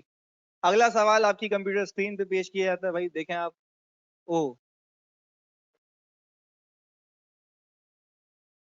अच्छा प्लीज सुनिएगा, वो कह ये रहा है prepare journal entries for all reporting periods.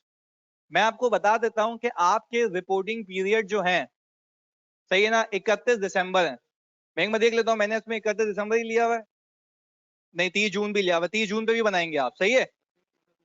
अच्छा प्लीज सुनिएगा, यूजिंग ओसीआईएन, अज्यूमिंग जो शेयर डिस्पोज हुए हैं वो हुए हैं 31 दिसंबर 2018 को,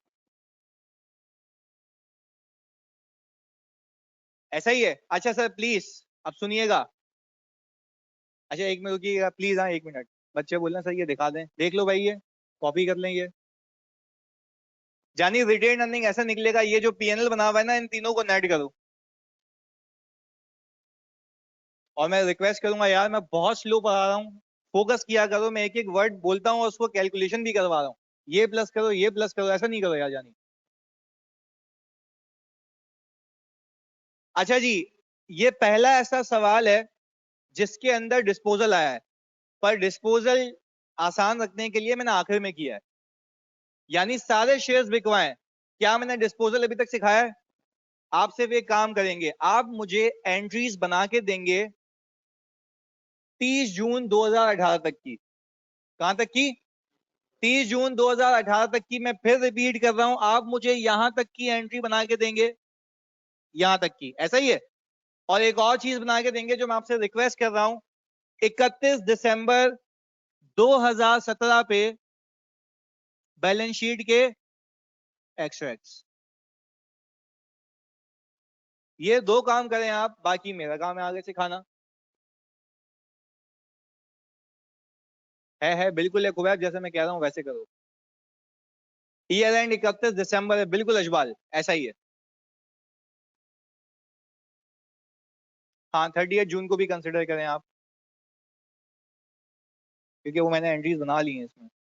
हाँ ये 5 मिनट है आपके पास, सुकून से करें।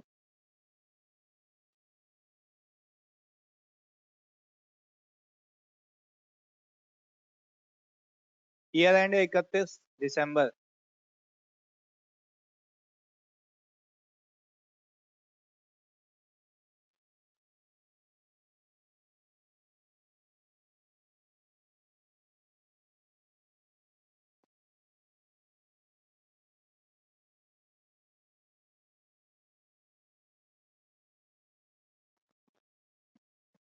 मुस्कान जनरल एंट्रीज बनानी है 30 जून 2018 तक, सही है। और 31 दिसंबर 2017 पे बैलेंस शीट के एक्सट्रैक्ट्स बनाना है। जी यानी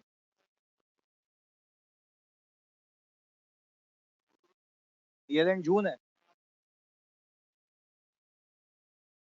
अभी देख लेते हैं जानी। किसने कहा? जानी तुम करो ना, मैंने तुम्हें बताया ना अपने हिसाब से। 31 दिसंबर एंट्री मैंने साल के बीच में भी बनाई है, क्योंकि लिस्टेड कंपनीज को साल के बीच में भी रिपोर्टिंग करनी होती है, इंटरिम रिपोर्टिंग। भाई बिल्कुल पीडीएफ की ड्राइव भी बन जाएगी। ओके। ईयर एंड 31 दिसंबर, मैं 5वीं बार कह रहा हूँ।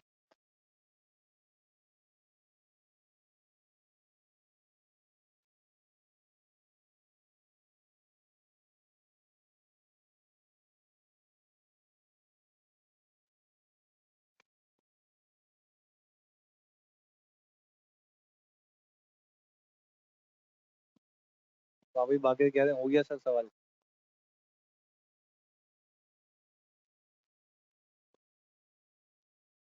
दोनों से करना है, पर पहले ओसीआई से कर लेते हैं हम।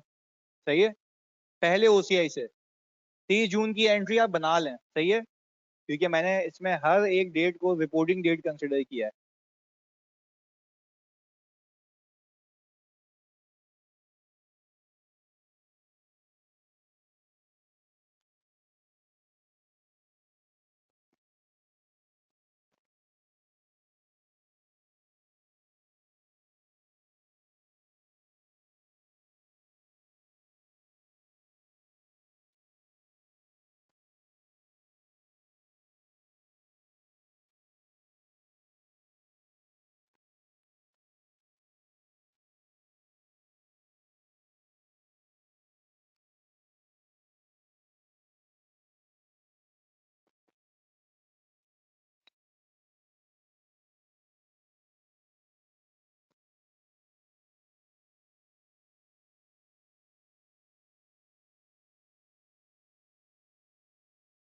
हो गया,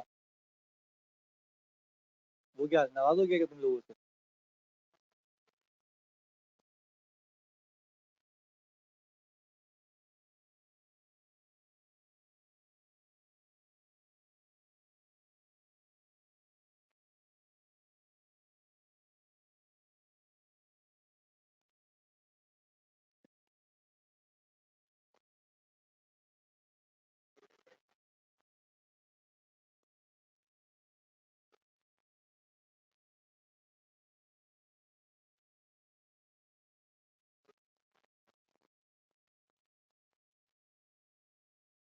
इकतीस दिसंबर ईयर। हाँ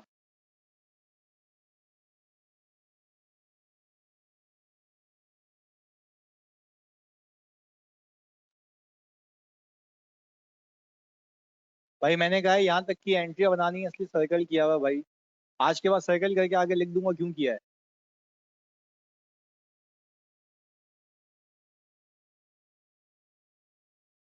जब जब गेंद बुक करेंगे तब तक ओसीआई में जाएगा, लॉजिकल बात है।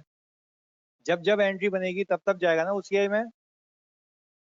हमीज कह रहे हैं सर बैलेंस शीट एक्सट्रैक्ट बनाना जरूरी होता है, भाई सवाल की रिक्वायरमेंट ही यही होती है। एज पर रेलेवेंट आईएफआरएस आप बैलेंस शीट और पीएनएल के एक्सट्रैक्ट बना के दें, तो हम साथ साथ सीख रहे हैं। अभी वो सिखाएंगे ना, अभी एक एक करके।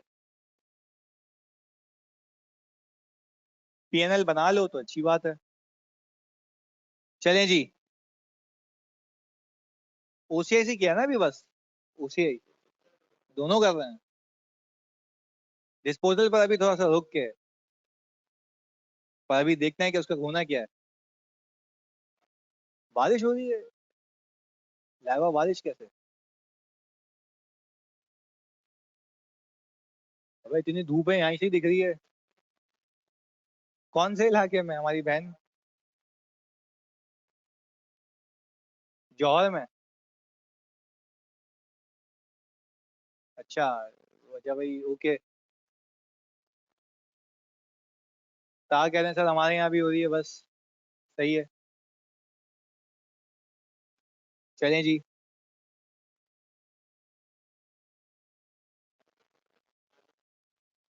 अच्छा जी भाई, फेयर वैल्यू थ्रू ओसीआई। चलें जी, बेहतरीन। ओसीआई तो डिस्कस कर लें जानी, ओसीआई बस ये तो हो गया ना। हाँ भाई, इनिशियल रिकॉग्निशन 25 पे।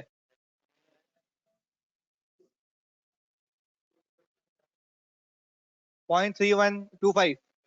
पक्की बात है। सही है जी। इसके बाद 25.3125 मुझे कैपिटलाइजेशन मिल गई। कितने शेयर्स खरीदें? तो सर आपके पास आ गया 253125। क्लियर है यहाँ तक? चलें जी सर। अच्छा, आप खुबैब कह रहे हैं कि सर 0.32 किया था मैंने, ये होशियारी कभी करना भी नहीं जिंदगी में, क्योंकि इतना वॉल्यूम होता है नंबर ऑफ शेयर्स का, ब्रोकर का कमीशन इधर उधर हो जाएगा और तुम्हारी अकाउंटिंग भी। तो कभी भी इसको राउंड ऑफ नहीं करना। अबे मैक्सिमम 2 में से कितने डिजिट आएंगे भाई? 4 आएंगे ना, और क्या होगा? सही है। चलें जी, इसके बाद सर ये तो हो गया, इसके बाद क्या कोई डिविडेंड है? क्या रिपोर्टिंग डेट है? यस सर, 30 जून आ रही है पहले। तो मुझे एक बात बताएं, 25.3125 से उठ के क्या मैं 34 पे जाऊंगा? चलें जी सर, ये देख लेते हैं। यही है। अच्छा, अब एक चीज याद रखना, अब जो गेम है समझने वाली, आपकी वैल्यू अब, हाँ, 25.3125 नहीं रही, आप 34 पे आ गए, ऐसा ही भाई? यानी अब आपकी एग्जिस्टिंग वैल्यू ये है। अच्छा, आप जब आगे जाओगे तो क्या इससे कंपेयर करोगे या पिछले से? कोई ऐसा बैठा हुआ है जिसने पिछले से किया हो? कोई मसला नहीं, सीखने बैठे में कोई ऐसा नहीं है, किया था, कोई मसला नहीं।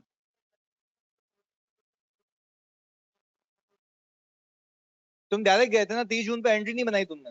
हाँ तो फिर सही है, फिर तो आंसर सही आएगा ना जानी। चलें जी आगे। अब मुझे एक बात बताओ प्लीज, अब मैं 34 से किस पे जाऊं? 4 का गेन, 2 का, सॉरी 2 का गेन, बिल्कुल। अच्छा जी सर, 20,000 का आ गया। अच्छा, ये गेन और ये गेन दोनों मैंने कहाँ फेंके हैं?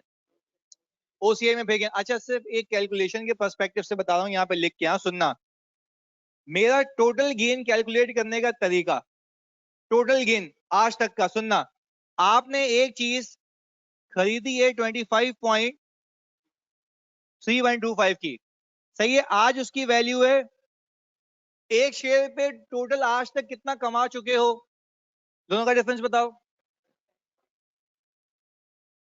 10.6875 ये कमा चुके हो, पक्की बात है?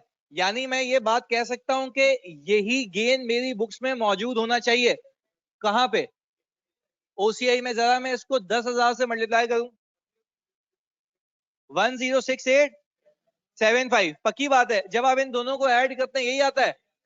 चलें जी सर, अब मुझे एक बात बताएं, बैलेंस शीट के एक्सट्रैक्ट्स में इन्वेस्टमेंट 360 की है, देख के बताओ यही किया तुम लोगों ने? अच्छा, अब मुझे अगर डायरेक्ट गेन निकालना है, मल्टीप्लाई बाय 10,000, यानी मैं तुम्हें प्रैक्टिकल लाइफ की बात बता रहा हूं, कंपनीज क्या करती हैं, वो उसमें तो हजारों एंट्रीज होती हैं, तो क्या हजार एंट्रीज का प्लस माइनस करती हैं? नहीं, वो देखती हैं खरीदेगा कितने का, है कितने का, दोनों का डिफरेंस आज का गेन मौजूद होना चाहिए। क्या बात समझ आ रही है?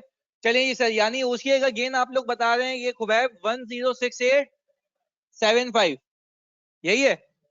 चलिए जी सर, ये तो हो गया क्लोज। अब अगला साल शुरू होगा, क्योंकि बैलेंस शीट बनती है एजेड की।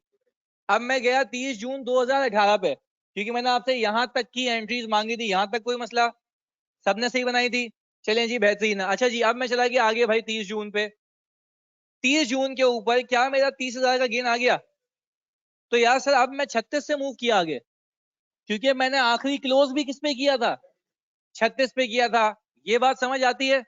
अच्छा, अगर मैं आज तक पूछूं, प्लीज सुनना यार, आज तक पूछूं तो आज तक का गेन क्या ये है?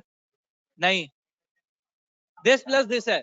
सर वापस से बता दें सर, आज तक का गेन अब ये नहीं है, दिस प्लस और जो बुक किया वो है। क्या बात समझ आ रही है? मैं फिर रिपीट कर रहा हूं सर, आज तक का गेन ये 360 कैसे आया? जानी इन्वेस्टमेंट्स को प्लस करके, इसको, इसको और इसको प्लस करके, या सिंपल एक काम करो, 36 को 10,000 से मल्टीप्लाई कर लो फुरकान। सही है? सेट है फुरकान? अच्छा, आज तक का गेन बताओगे कितना आ गया इस एंट्री के बाद? अच्छा, यानी सर आप ये कह रहे हैं 106,875 प्लस 136, यानी आप ये कह रहे हैं कि आपने गुल्लक में अभी तक इतने जमा किए हुए हैं, उस गुल्लक का नाम क्या है? ओसीआई नाम है, सही है जी। अगर डायरेक्ट किसी डेट पे आना हो तो उसकी कैलकुलेशन कैसे होगी? एहसन सिद्दीकी, मैंने अभी बताया, जितने पे खरीदा है 25.3125, अभी मैं ये निकाल के भी बताता हूँ ये कैसे निकलता है डायरेक्ट। आपने खरीदा कितने पे भाई? 25 पॉइंट, है कितने पे पर शेयर का गेन? देख के बताओ, डिफरेंस कितना है? 13.6875 कितने शेयर्स हैं? ये आ गया डायरेक्ट गेन। एहसन क्लियर है और आप सबको भी क्लियर है? अच्छा जी, मोहम्मद ताहा कह रहे हैं सर दिसंबर 17 को क्यों रिवैल्यू किया जब रिपोर्टिंग डेट, तुम्हें ताहा किसने कहा कि रिपोर्टिंग डेट जून है? मैंने क्या बताया था? दिसंबर। और दिसंबर के ही बैलेंस शीट एक्सट्रैक्ट बने हुए हैं। भाई सुनना है, सुकून से सुनना है, गौर से सुनना है ताहा। चलिए जी आगे। सर ये कहानी समझ आ गई, 30 जून भी हो गया। अब मैं आ गया हूँ रिपोर्टिंग डेट पे। अच्छा अब एक बात समझने की है, प्लीज फोकस, हाँ अभी लिखना नहीं कोई। समझने की बात यह है कि ये वो डेट है जो कि रिपोर्टिंग है, और ये वो डेट है जिस दिन डिस्पोजल हो रहा है। एक बात अपने पास लिख लेना, जब भी जहां पे भी तुमने नोटिंग की है वहां पे लिखना, जब भी डिस्पोजल होता है तो मैं मार्क टू मार्केट नहीं करता। मैं इसका मतलब बता रहा हूं, लिखो। जब भी डिस्पोजल होता है तो मैं अपने शेयर्स को फेयर वैल्यू पे नहीं लेके जाता। जब भी डिस्पोजल होता है मैं अपने शेयर्स को फेयर वैल्यू पे नहीं लेके जाता। अभी बताऊंगा क्यों कह रहा हूं मैं ये। सही है जी? जब भी डिस्पोजल होगा तो मैं जिन शेयर्स को डिस्पोज कर रहा हूं उसको फेयर वैल्यू पे नहीं लेके जाऊंगा, हाँ पैसे ले आऊंगा। लिखो लिखो अपने पास, मैं प्रूफ करूंगा क्या कह रहा हूं। मैं आसानी के लिए लिखवाता हूं ताकि कहानी याद रहे। मैं कह रहा हूं जिस दिन शेयर्स बिकेंगे उस दिन वो शेयर्स फेयर वैल्यू पे नहीं जाएंगे बल्कि सिर्फ उनका पैसा आएगा। सही है? लिख लिया ये, सिर्फ उनका पैसा आएगा। चलें जी अब सुनना, लास्ट फेयर वैल्यू पे डिस्पोज होंगे मतलब शर्जील मैंने ये बात बताई नहीं है, प्लीज थोड़ा सुकून से रहना, मैं समझाऊंगा क्या करना चाहता हूं मैं, सुनना। अच्छा भाई क्या ये मानते हो कि मेरी ये रिपोर्टिंग डेट है? अच्छा रिपोर्टिंग डेट के साथ साथ इस दिन डिस्पोजल भी हुआ है और सारे शेयर्स का हुआ है, ऐसा ही है ना? देखो ना, अज्यूमिंग शेयर डिस्पोज ऑन। अच्छा जी अभी हम वो केस सीख रहे हैं कि हमारे सारे शेयर्स बिक गए। सही है ना? ताकि हमें आसानी तो हो, समझ तो है कि कैसे चलती है कहानी। और फिर मैंने एक चीज लिखवाई कि जिस दिन मैं डिस्पोज करूंगा उस दिन फेयर वैल्यू पे सिर्फ कैश लेके आऊंगा। अब जरा गेम समझते हैं। पहले तो देखो, अगर मैं अपने शेयर्स बेचने जाऊंगा तो मुझे कमाई होगी। अब तक की कमाई कितनी रिकॉर्डेड है? 136875 आपके सामने है। मेरी कमाई अब तक की ये रिकॉर्डेड है, 136875 की रिकॉर्डेड कमाई है, कमाया हुआ। तो सर क्या ये 25 तो कॉस्ट थी ना, ये तो रिकवरी है, कमाई तो इसके ऊपर है। पर ये कमाई भी 30 जून तक की है, अभी चल रहा है 31 दिसंबर, यानी कोई और गेन भी होगा। चलें अब पहले सीखना है, तीन चार बातें बताई हैं मैंने। पहला, जिस दिन डिस्पोजल होगा उस दिन फेयर वैल्यू पे सिर्फ क्या करेंगे? कैश लेके आएंगे। चलें कैश लाने का तरीका, आप जाएंगे ब्रोकर के पास, आप बोलेंगे बता शेयर कितने का चल रहा है, वो बोलेगा 44। अपने पास लिखे fair value at the date of disposal 44, fair value at the date of disposal कितनी? मैं आसानी के लिए बताऊंगा, भी देखना गेम क्या होता है। 44 आ गया। अच्छा फिर मैं इसको बोलूंगा दादा 44 आ रहा ना, मेरे शेयर्स बेच दे। वो बोलेगा नहीं, मैं अब चार्ज करूंगा कमीशन। वो बोलेगा यार जब खरीदने आता हूँ तब कमीशन, बेचने आता हूँ तब कमीशन। बोला भाई अपना तो बिजनेस ही यही है। सही है, कमीशन कमीशन। तो यानी वो कहेगा कि अब भी मुझसे पैसे लेंगे। मेरी बात पे फोकस करना ही, इसमें एक बात है, अब भी पैसे लेंगे। उसने बोला अभी पैसे लूंगा नहीं, जो पैसे आएंगे उसमें से तुम्हें काट के पैसे दूंगा। समझो? अभी मुझे पैसे कौन देगा? ब्रोकर। किससे लेके? इन्वेस्टर से लेके। किससे लेके? जिसको मैं ये शेयर्स बेच रहा हूं। क्या बात समझ आ रही है? पक्की बात है। देखो भाई मैं 44, इशूअर नहीं, इशूअर नाम गलत होगा, अब इन्वेस्टर दूसरा है, किसी और बंदे को शेयर्स दे रहा हूं ना। इशूअर तो वही था जो कंपनी थी। क्लियर है? सुनना मेरी बात। मैं 44 पे शेयर बेचने गया, उसने कहा मैं तुम्हें 44 नहीं दूंगा। रीजन पता है क्यों? क्योंकि वो अपना कमीशन काटेगा उसमें से। तो यार सर मतलब ये बात मुझे समझ आ रही है कि जब मैं शेयर्स खरीदने जाता हूं, ये बात सुनना फिर भले बाद में लिखना, जब मैं शेयर्स खरीदने जाता हूं तो मैं पैसे देता हूं ज्यादा, जब मैं बेचने जाता हूं तो मुझे पैसे मिल रहे होते हैं, तो वो कम मिलेंगे। क्यों कम? अपना कमीशन काट लेगा। अच्छा तो जब मैं पैसे देने जा रहा होता हूं तो मैं ही तो वो बंदा होता हूं जो पैसे दे रहा है, तो वो क्या कमीशन मुझसे लेगा ना, या काटेगा? उसके बाद पैसे ही मेरे पास से आ रहे हैं तो क्या काटेगा? समझ आ रही है बात? मैं तो पैसे दूंगा उसको। तो सर दोनों में क्या डिफरेंस समझ आ रहा है? यानी सर एक बात समझ आ रही है, ब्रोकरेज मैंने पहले भी लिखवाया था कि कंसिडर करो कि दो वक्त पे, खरीदते और पर दोनों के सोचने में फर्क है। जब मैं बेचने जाऊंगा तो मुझे पैसे मिलेंगे कम या ज्यादा? कम। जब मैं खरीदने जाऊंगा तो पैसे दूंगा, साथ साथ बोलना है आप। जब खरीदने जाऊंगा पैसे दूंगा, जब बेचने जाऊंगा क्योंकि वो अपना कमीशन काट के देगा। सही बात है। या तो फिर ये तो लंबी कर लो, फिर अकाउंटिंग वो भी हो जाएगी। लंबी कैसे होगी? पहले पूरे पैसे लेके आओ फिर वापस से कमीशन दे के आओ। तो सर ये सब प्रैक्टिकली तो नहीं होता ना। वो मेरे अकाउंट में उतने ही फेंकेगा जितने जाने चाहिए, वो भी उसके कमीशन के बाद। बात समझ आ रही है? चलिए सर। ओके, अब मुझे एक बात बताएं, बिल्कुल सही। सबसे पहले 44 की फेयर वैल्यू है, इसका कितना परसेंट चार्ज करेगा? 0.55। जरा प्लीज इसको माइनस करो, net amount to be receive. चलिए जी 43 पॉइंट,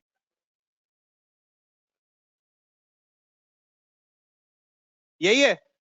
अच्छा दादा, आप सुनना है, समझना है। मैंने एक बात लिखवाई है, इस दिन पे फेयर वैल्यू पे नहीं जाएगा, पैसे आएंगे। क्या आप एक एक करके देखो, क्या 44 के हिसाब से पैसे आएंगे या 43.45? परफेक्ट। तो 43.45 इनटू व्हाट? 10,000। तो मुझे कैश आ जाएगा। तो पहले इंसान बन के हम कैश को डेबिट कर लेते हैं। करो अपने पास कैश डेबिट इतने से।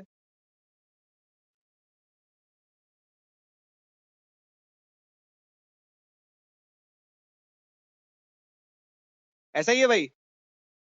43.45 इंटू 10,000, ऐसा ही है। अब जरा गेम देखना, समझनी है। यहां तक कोई मसला भाई? कोई इशू? चलें, अभी तो डेबिट हुआ है सिर्फ, बाकी क्रेडिट। मैं ये तो कह रहा हूँ मैं। अच्छा देखो वापस से देखो, सीधी सी बात है, अगर मैं लंबी करूं, एग्जाम में टाइम नहीं होगा ना। मैंने क्या कहा, 20-20 मिनट को 10 मिनट पे लाना है मैंने। अगर मैं लंबी करूंगा, पहले मैं इसको फेयर वैल्यू पे लेके जाऊंगा, फिर एक ओसीआई में गेन बुक करूंगा, जो आप कह रहे हो। उसमें क्या होगा? ओसीआई में गेन बुक होगा। फिर क्या करूंगा? उस इन्वेस्टमेंट को डी रिकॉग्नाइज करूंगा, कैश लेके आऊंगा। फिर कैश लेके आऊंगा, फिर उसको कमीशन दूंगा। कितनी एंट्री बनी? मैं कितनी बनाऊंगा? एक। सही है, अभी उसको देखते हैं। क्लियर है भाई? चलें जी, इधर देखें, जैसे मैं डायरेक्शन में लेके जा रहा हूं वैसे ही जाएंगे। क्या डिस्पोजल के दिन पे कोई फेयर वैल्यू मेजरमेंट होगी? सिर्फ पैसा आएगा। पैसा कैसे आएगा ये भी बता दिया। चलिए सर, ये पता लग गया। अब एक लॉजिक है। मुझे एक बात बताओ, अब तुम्हें इन्वेस्टमेंट को करना है डी रिकॉग्नाइज, क्योंकि अब वो तुम्हारी इन्वेस्टमेंट। याद करो, जैसे पीपीई का केस होता था, तो प्रॉपर्टी प्लांट एंड इक्विपमेंट आपकी बुक से जो डी रिकॉग्नाइज होती थी उस पे होती थी, जिसपे कैरी हो रही होती है बुक वैल्यू। बुक वैल्यू ना भाई, ऑनलाइन में तो आप सब भी बताओ, बुक वैल्यू ना। कि भाई जितने पे कैरी हो रही है उतने से ही डी रिकॉग्नाइज होगी। ऐसा ही है भाई। यहां पे आपको पता होना चाहिए कि आपकी इन्वेस्टमेंट कितने पे कैरी हो रही है। कितने पे हो रही है? इस पे हो रही है। मैं तभी तो पर शेयर लेके चल रहा हूं। सुनो मेरी बात भाई, आपने लास्ट ईयर तक, लास्ट ईयर बोले तो 31 दिसंबर 2017, आपने उस पे कितने पे कैरी किया हुआ था? 36। फिर कितने पे लेके आए? 39 पे। मैं आपसे एक बात पूछ रहा हूँ लॉजिकली, ये कोई रट्टा नहीं है। क्या आपकी बुक में ये इन्वेस्टमेंट, एक एक करके पूछूंगा, यस और नो में जवाब देना। क्या आपकी बुक्स में ये इन्वेस्टमेंट 25 पे, 34 पे, 36, 44, 44, 39? यस। अच्छा जी, यानी सर जितने पे है उतने से निकालो ना। अब एक एक करके, पहले ये तो शॉर्टकट है कि जितने पे है मुझे पता है। यानी सर मैंने 10,000 इंटू 39 किया, इन्वेस्टमेंट रिकॉग्नाइज हो गई। सर आप जरा प्रूफ करा दे इतने पे है प्लीज। कैलकुलेटर आपके पास होगा, फिर हम इसको प्रूफ करेंगे कि इतने पे थी। सुनो सर, इन्वेस्टमेंट आपने कैपिटलाइज कितने पे की थी? इतने पे की थी। प्लीज या फोकस करें, इतने पे की थी। इतने से और इंक्रीज की, इतने से और इंक्रीज की, और फिर और इंक्रीज की। कितना आ गया? पक्की बात है ना? देखो मैं कहता हूं इतनी लंबी नहीं करनी ना एग्जाम में। एक शेयर के साथ जो कितने पे थी उससे निकाल दो। क्या 39 पे थी उससे डी रिकॉग्नाइज की? अब मुझे आप सब और ऑनलाइन वाले प्लीज बता दें कि ये बात समझ आई कि जितने पे है उतने से मैंने डी रिकॉग्नाइज की। ऐसा ही है भाई।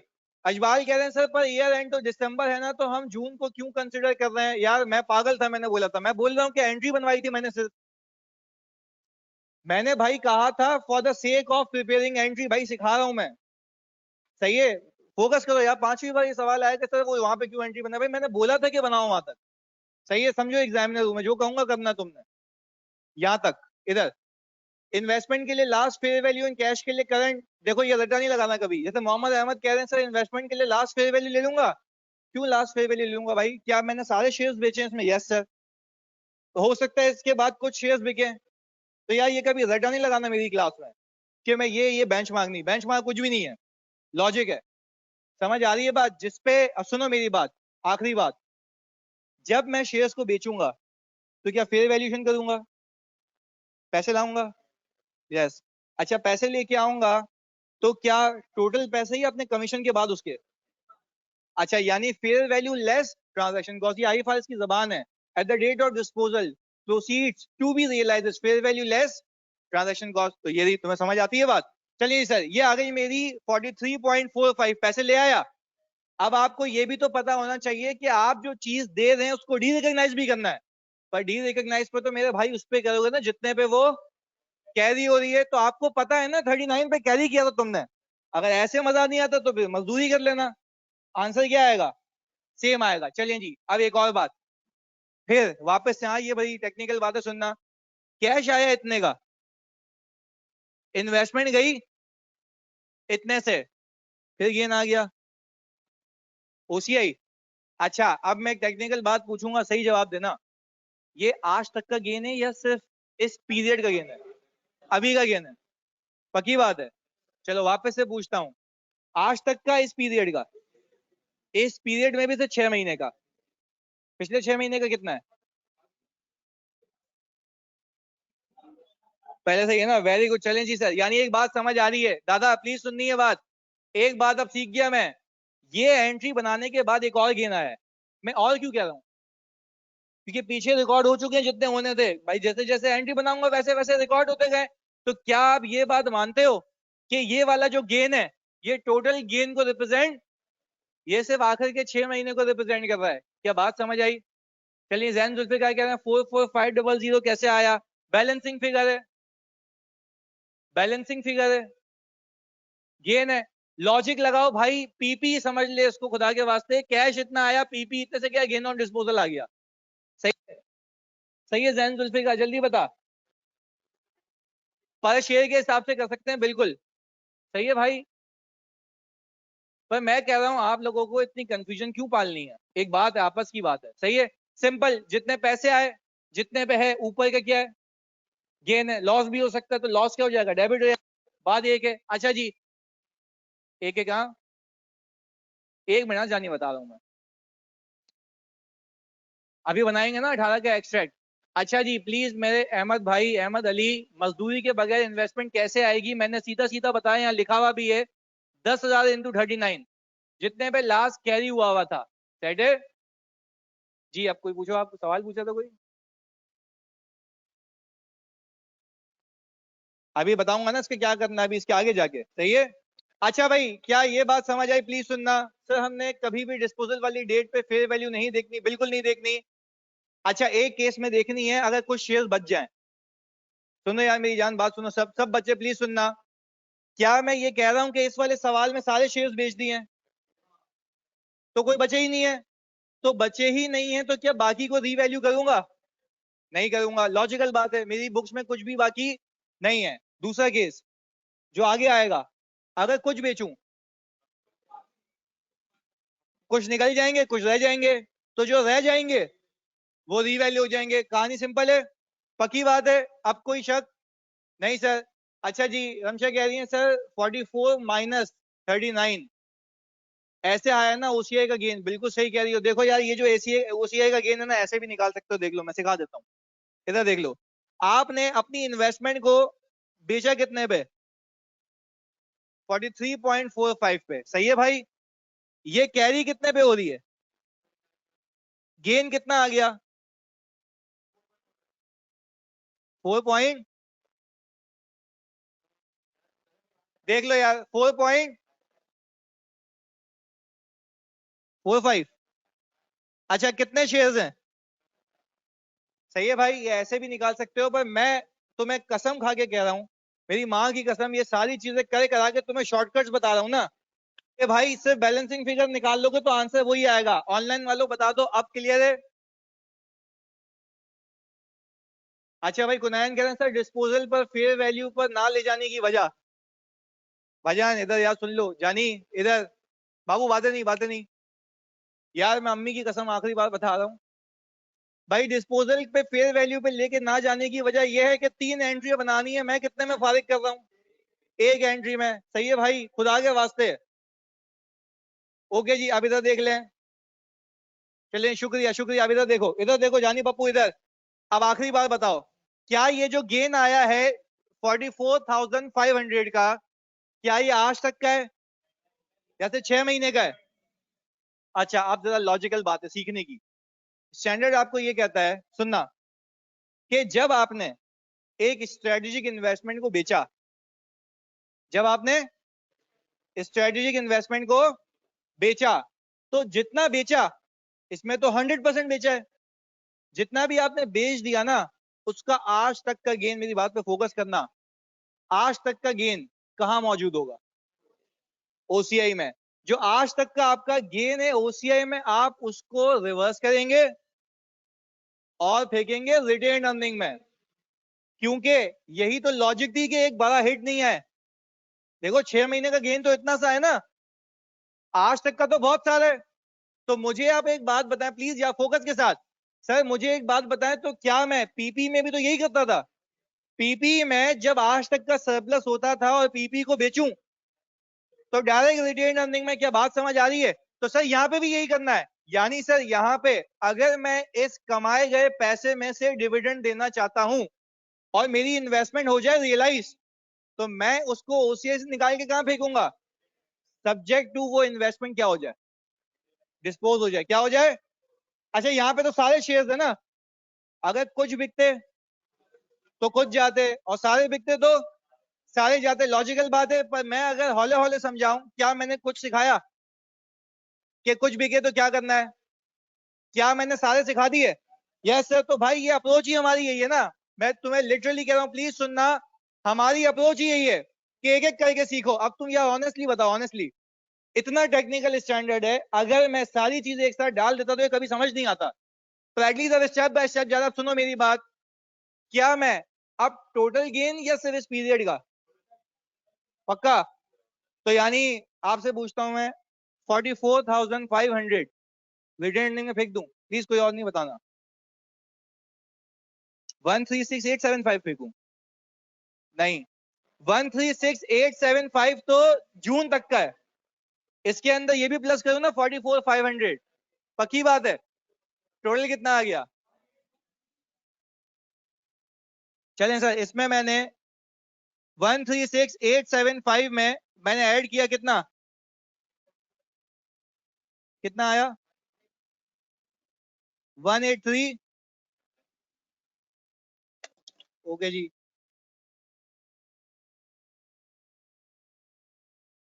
प्लीज यानी 1 मिनट। 44,500 कितना आ गया? 18।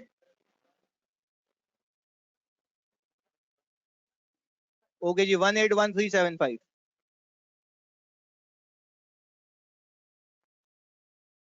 चलें जी, 181375। प्लीज सुनना यार, प्लीज सुनना प्लीज सुनना प्लीज सुनना। क्या मैं 181375 कह सकता हूं आज तक ओसीआई में? अच्छा, क्या अब ये ओसीआई में होना चाहिए? कहां फेंकूं? क्या एंट्री बनेगी? OCI debit retain earning for the year, आज तक का, आज तक का जितने शेयर्स बेच दिए वो रियलाइज हो गया, सब फेंक दो। चलो सर देख लेते हैं, यही है 181375।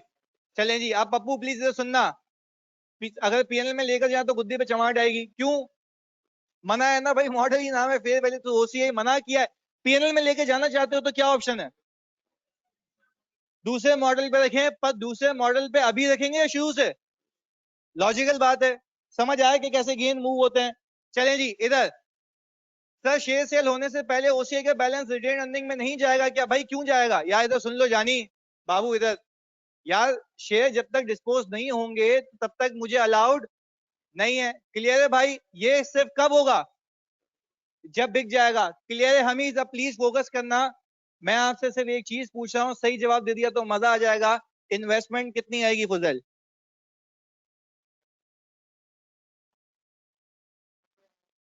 मेरी माँ की कसम 0 आएगी। बिक गई। सही है, पर खैर मुझे पता था हो जाएगा कोई ना कोई। इधर 0 आएगी, प्लीज सुनो इधर। अच्छा भाई इधर देख लो भाई, इधर इन्वेस्टमेंट 0 आएगी, रीजन दो। बिक गई है। चलें एक और चीज, ओसीआई आएगा। बिक गया, रिटेन अर्निंग आएगा। अच्छा, क्या ये वाला जो हमने कैलकुलेट किया वो आज तक का सब? चलें जी सर देख लेते हैं। इधर देखो भाई, मेरे पास यहाँ पे कैश आ गया 434500 और रिटेन अर्निंग आ गया कितना 181375। देखो इस वाली इलस्ट्रेशन से तुम्हें ये समझ आया है कि खरीदने से लेके बेचने तक की कहानी, और खरीदते वक्त बैलेंस शीट की प्रेजेंटेशन क्या होगी, बेचते वक्त क्या होगी, दोनों चीजें क्लियर है? पक्की बात है। चलें जी। अच्छा ओसीआई में एक ईयर का गेन आता है या हर बार? नहीं नहीं भाई, आज तक का। अच्छा पहले मुझे एक बात बताओ, अगर ये इन्वेस्टमेंट में 10 साल तक चलाता तो हर साल इसमें कुछ ना कुछ जमा होता जाता, तो वो फॉर द ईयर एक्यूमुलेट होता रहता। कब तक? जब तक इसको बेच नहीं देता। और बेचूंगा तो सीधा एक गुल्लक से निकल के, क्योंकि अब वो इंटाइटल्ड है कि मैं उससे डिविडेंड डिस्ट्रीब्यूट कर सकूं। क्लियर है जी? अच्छा जी सर, एवरी ईयर ओसीआई में से रिटेन अर्निंग का कुछ पोर्शन ट्रांसफर करेंगे? नहीं, क्योंकि ये डेप्रिशिएबल एसेट नहीं है। क्या ये एसेट डेप्रिशिएट होता है? तो डेप्रिशिएट हो ही नहीं रहा, तो इंक्रीमेंटल की कहानी नहीं है, इंक्रीमेंटल की कहानी नहीं है तो ट्रांसफर भी नहीं है, ट्रांसफर भी नहीं है तो ये वाली बात भी नहीं है। क्लियर है? अच्छा जी भाई आगे और कुछ समझ आ गई बात? कॉपी करो ये। कर लिया? ओके जी।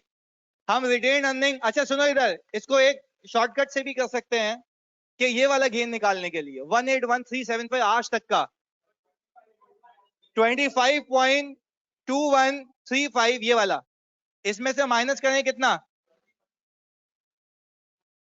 यही है सर, ये जो भी आंसर आएगा इसको 10,000 से मल्टीप्लाई करें, यही आंसर आएगा। यानी लॉजिकल बात है, आपने जितने का खरीदा जितने का बेचा वही तो आपका आज तक का गेन है। और वो कहाँ होना चाहिए? रिटेन ओसीआई से। फिर ओसीआई से उम्मीद है कि आज आपको मजा आया होगा इसमें। सही है जी, मिलते हैं भाई के टाइम है हमारे पास 9 मिनट है। Homework, homework. अच्छा ये पीएनएल वाला मैं सोल्यूशन भेज रहा हूँ, जज़ाकल्लाह जी। आपका क्वेश्चन नंबर 3 में होमवर्क के तौर पे आएगा, कल चेक करना है मैंने। सही है, भेज रहा हूँ। क्वेश्चन नंबर 3 होमवर्क है, मैं फिर कह रहा हूँ। हाँ